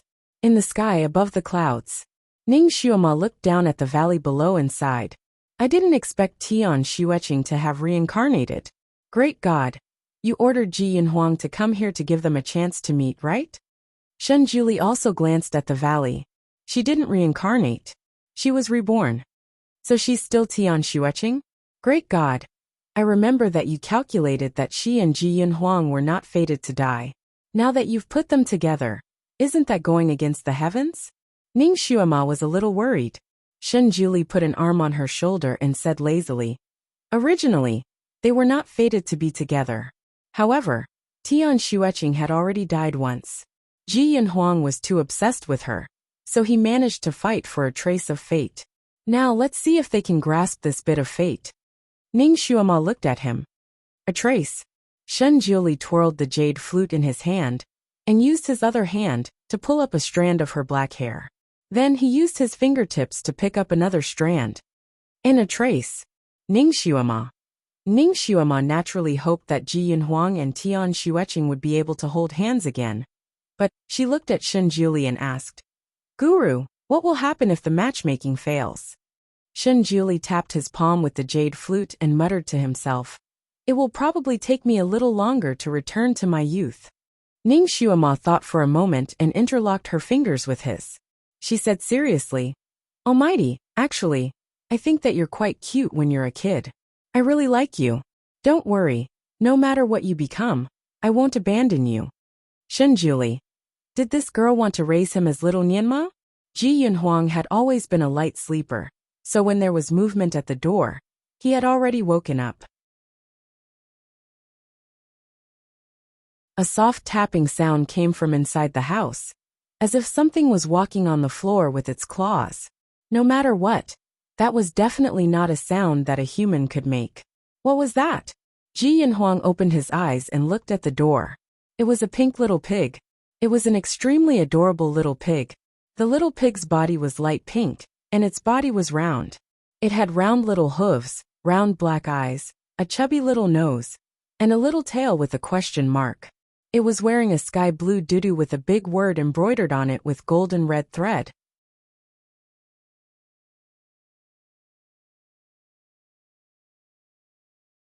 Chapter 2376. The little pig suddenly jumped up and pointed its front hooves at Ji Yanhuang. A thick purple light flew towards him. Seeing the purple light flying towards him, Ji Yanhuang frowned and dodged to the side. However, a large vase behind him was struck by the purple light and exploded into pieces with a bang.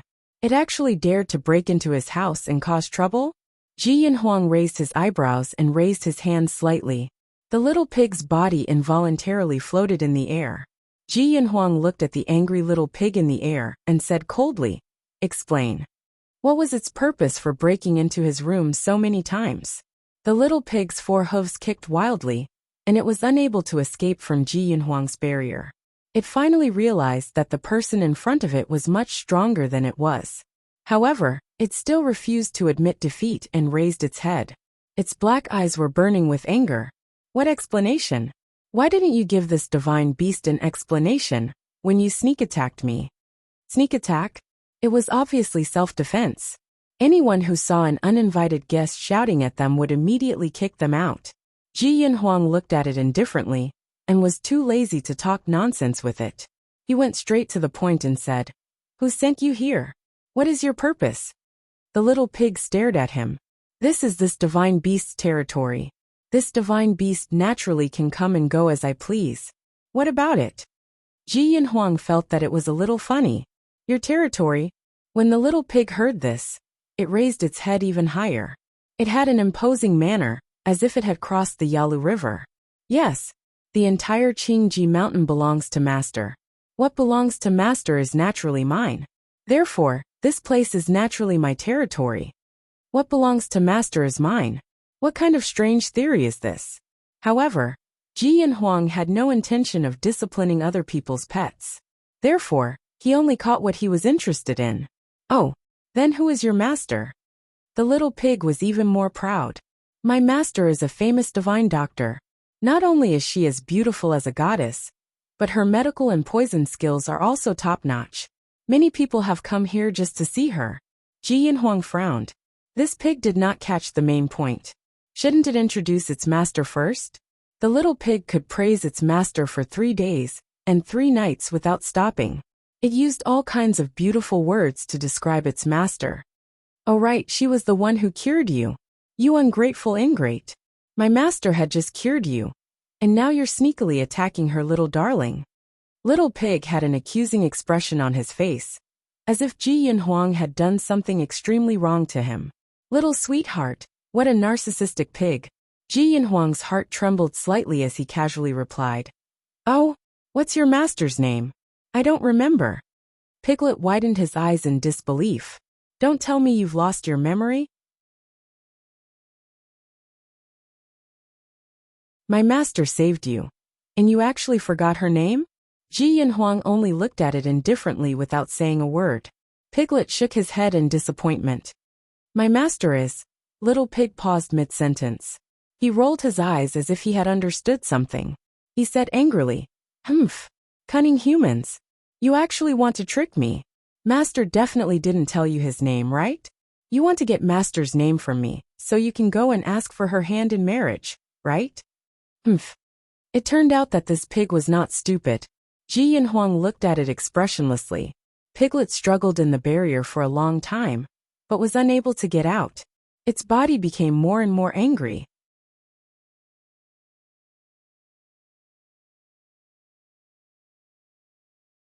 Chapter 2377. Ji Yanhuang moved his finger slightly, and the barrier in the air slowly descended. He placed the little pig on the ground, but it was still trapped in the barrier. What did your master send you here for? The little pig wagged its tail and said angrily, to watch over you and let you recuperate in your room. Also to change your medicine. No wonder he saw a pig the moment he opened his eyes. He raised his eyebrows. You changed my medicine? Where is Lady Qing? The little pig's tail immediately stood up. Are you questioning this divine beast's ability?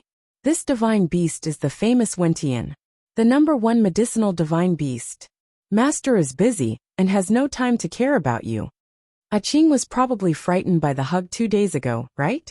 So she sent her pet to watch over him. Ji Yinhuang's heart moved, but he did not say anything. He carefully looked at the little pig, and found that no matter how he looked at it, it was still a pig with a strange color. Ji Yinhuang looked at it with suspicion. You are Wentian? Although it was a question, he believed most of its words. After all, Qing's pet should not be a simple pig. Wentian was the legendary divine beast of medicine in the Tianxi continent. It was proficient in medicinal knowledge, and was naturally sensitive to rare herbs. It was easy to find herbs with Wentian. According to legends, when it was angry, it could summon lightning. However, no one had seen the real Wentian, and the ancient books did not describe the appearance of this divine beast. Thus, the identity of this divine beast was a mystery. It turned out that Wentian's appearance was a pink little pig. Ji Yinhuang felt that he was not fully awake yet. The little pig wagged its tail proudly. It is the real deal. It raised its hoof and kicked the barrier. Quickly put me down. Otherwise, when I change my medicine, I will electrocute you to death. Was it threatening him? Ji Yinhuang glanced at it and raised his hand. A barrier suddenly rose into the air, causing the little pig to lose its balance and fall flat on its back inside the barrier. Ji Yinhuang said coldly, you should stay here. He turned around and left. The little pig was so angry that it stomped its feet. Suddenly, it realized that Ji Yinhuang was walking towards the door. It anxiously shouted, come back. Master said that you can't go out now. It was not that weak. Ji Yinhuang said indifferently, I am just taking a walk. He stepped out of the door. 3 days passed in the blink of an eye. For the past 3 days, Tian Xueqing had not appeared even once. Instead, it was the pig that she had sent that stayed with Ji Yinhuang every day. They were inseparable. Ji Yinhuang rubbed the space between his eyebrows as he looked at the piglet under the tree. He had a slight headache. It was just a month of appreciation, and this little pig also came to join in the fun. For the past few days, he had been trying to get rid of the pig, but he didn't expect the pig's nose to be more sensitive than a dog's. It could always find him. Piglet was panting and had a headache. Its master asked it to look after this patient, but it didn't expect this patient to be so restless. He ran around every day, causing it to use all kinds of martial arts to find him. It even lost weight. When was its master going to let it go back? It really didn't want to do this chore anymore. Ji Yinhuang faintly said, Wang Kai, you go back to your room first. I'll be back in a bit. Wang Kai Piglet rolled its eyes at him, and immediately sat down under the tree, using its actions to show its determination to follow Ji Yinhuang. Ji Yinhuang ignored it, and sat down on the tree branch. Out of nowhere, he took out a wine gourd and drank wine while facing the bright moon. This wine was not an ordinary wine. It was spiritual wine.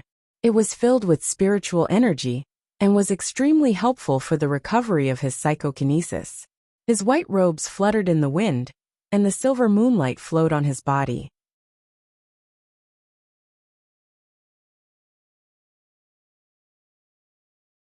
Chapter 2378. His white robes fluttered in the wind, and the silver moonlight flowed on his body. The wine gourd in his hand made him look even more unruly. Under the moonlight, he was as handsome as a god. Wang Kai looked at the person on the tree, and felt a little envious. It seems like you have recovered quite well. A clear and cold voice flowed into Ji Yinhuang's heart along with the moonlight. His heart moved and he looked down at the tree. Tian Xueqing was still wearing her green robes. Her green muslin skirt fluttered in the wind, and her clear eyes rippled with the moonlight. At this moment, Tian Xueqing was quietly looking at him with a hint of disapproval in her eyes. Wonkai Piglet leaned against its master and felt a lot more confident. It added fuel to the fire and said, "That's right, master. He hasn't been recuperating these past few days and has been running all over the place, causing Wonkai to follow him." The piglet rambled on for a long time. However, Ji Yanhuang's attention was completely focused on Tian Xueqing. He resisted the urge to go down and hug her and said, "The moonlight is just right. Miss Qing, do you want to come up and admire the moon together?" Before Tian Xueqing could say anything, Wonkai Piglet was the first to object. It hugged Tian Xueqing's calf with its front hooves and said earnestly, "Master, you must not go up. This is definitely his scheme. A few days ago, he was still trying to get your name out." Ji Yanhuang wanted to kick this light bulb pig away, but he couldn't do that. Thus he went with the flow and said, "I did ask for Miss Qing's name, but it was only to know the name of my benefactor and remember it in my heart. Other than that, I don't have any other intentions." Actually, it was just a name. It didn't matter if she told him, but she still didn't know his name. Instead, he asked for her name first, which made her a little unhappy. Tian Xueqing tilted her head and looked at him. "Before asking for my name, shouldn't I tell you my name first?" Ji Yanhuang flew down. His figure was light and graceful. He cupped his hands towards Tian Xueqing. "Vast Sky Empire Ji Yanhuang." Tian Xueqing's eyes darkened. She clearly remembered that when they first met, he called himself Yin. She said indifferently, "Qing, nice to meet you." Ji Yanhuang was slightly stunned. She still wasn't willing to tell him her full name.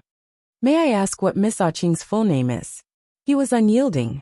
The corners of Tian Xueqing's lips curled up slightly, as if she was smiling yet not smiling. "A name is just a code name. Why must you get to the bottom of it? I'll call you Young Master Yin, and you can just call me Qing." When Ji Yanhuang heard her words, he realized where the problem was. "Qing, my previous name," Tian Xueqing interrupted him and said in a calm voice, "It's human nature. Young Master Ji, you don't have to explain." This was indeed human nature. One must always be on guard against others. When Ji Yanhuang was saved by Qing, he couldn't even see Qing's face clearly. At that time, how could he tell her his real name? Qing also knew nothing about this patient, so she only told him, "Qing." Ji Yanhuang paused for a moment, but in the end, he did not say anything. He didn't regret telling Qing that he had lied to her, because he wanted to get along with her properly, without any reservations. Although he hadn't checked her soul root, his sixth sense told him that she was Tian Xueqing. Tian Xueqing sized up Ji Yanhuang, and finally revealed a smile on her face. "I see that young Master Ji has completely recovered. You can leave the mountain tomorrow. However..."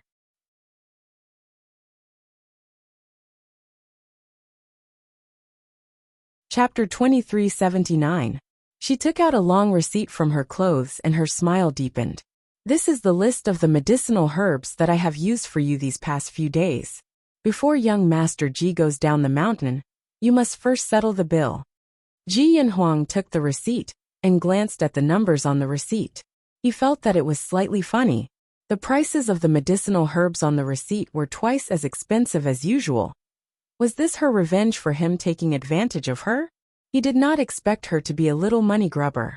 No wonder she gave her pet the name Wonkai. Ji Yanhuang looked at Qing with a smile that was not a smile. His gaze was filled with deep meaning. His voice carried a hint of laziness and devilishness as he said, "This bill, I will return it to you with interest." This sentence had a double meaning, especially the smile on his face. It made Tian Xueqing's heart feel even more alarmed. He was teasing her again. This person looked cold and noble on the outside, but she did not expect him to be so two-faced on the inside.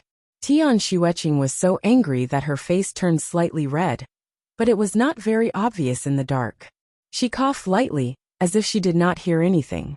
She said in a businesslike tone, "Then you can return it to me tomorrow before you go down the mountain."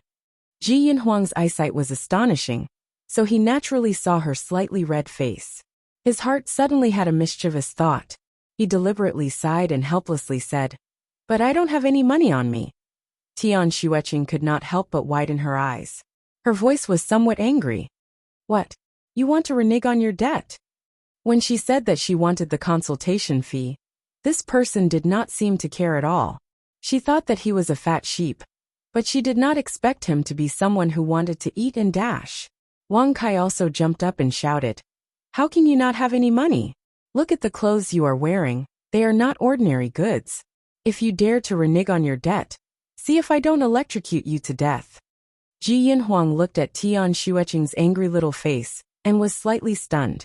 In his previous life, he had never seen such a rich expression on Tian Xueqing's face. She always had an indifferent expression, as if she did not care about anything. In this life, he was very happy that she finally had more of a human's aura. Ji Yinhuang looked at Ah Qing, his brain working at high speed. He sighed and said faintly, "I made a mistake and escaped from my family. My family has already removed my name, so I can only rely on myself. A few days ago, someone wanted the skin of a cloud-swallowing beast. After I accepted the mission, I went to look for the cloud-swallowing beast, but I didn't expect to suffer from qi deviation and almost lose my life. Luckily, Miss Ah Qing saved me in time." So he had no money. Wang Kai felt a little dizzy, and Tian Xueqing was also a little dazed. Her medicinal herbs were all very rare and expensive. Now, she was going to lose everything. Wang Kai was so angry that it turned pink.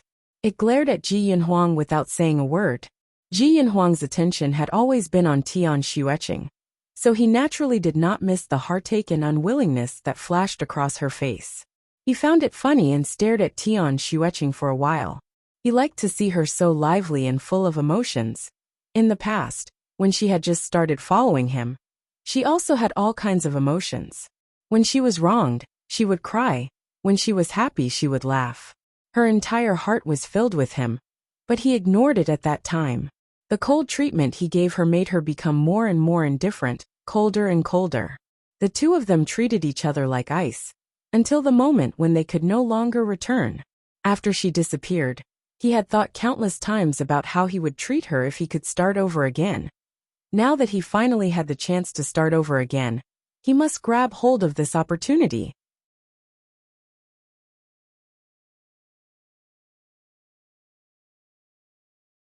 Chapter 2380.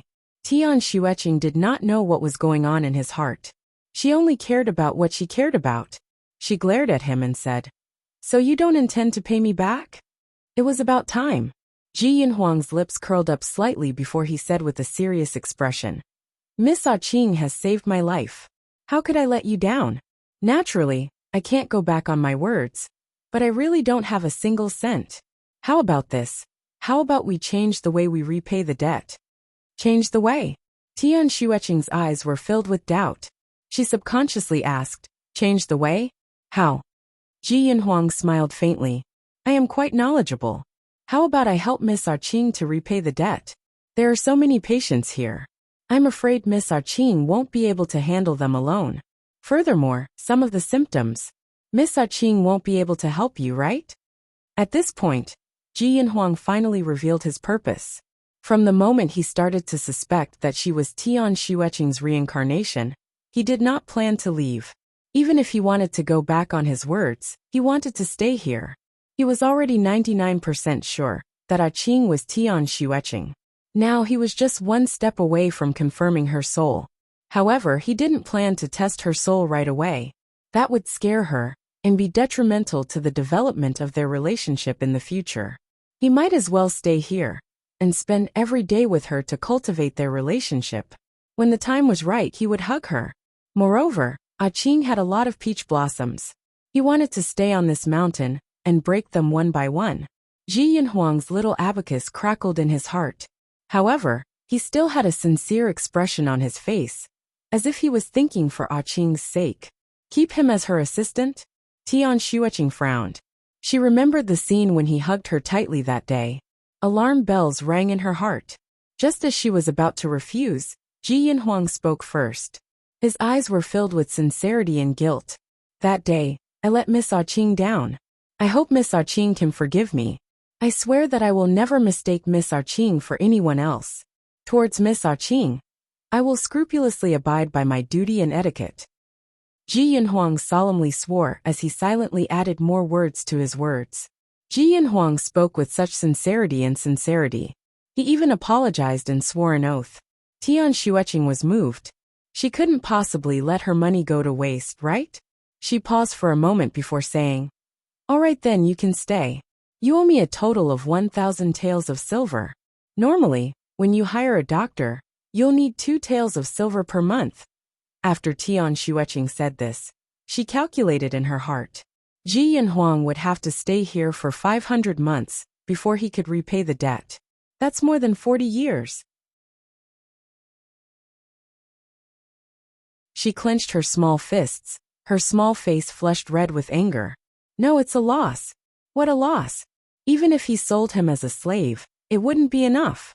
Back then, she had thought that this person was definitely very rich when she saw his noble aura. Therefore, she had used the best medicine, the most expensive one. It was the most effective. Who would have thought that this person was a candle head with a silver spear? He was actually penniless. She had simply lost everything she had invested. She was afraid that she would lose half of the little treasury that she had painstakingly saved up. Prodigal. The more Tian Xueqing thought about it, the more she felt that she was at a loss. Her heart became more and more vexed. She looked at Ji Yinhuang's robe with hope. Don't you have any other valuable things on you? I can help you pawn them off. His robe looked very valuable. Then he must have other valuable things on him, right? You're tuning in to the Li Mei's Wuxia Whispers YouTube channel. We're so grateful for your support. And don't forget to subscribe to join us on this incredible journey through captivating stories. Your generosity through donations truly makes a world of difference, as it's the primary source of revenue that allows me to expand and enhance this channel for you. Thank you from the bottom of my heart for being a part of this adventure.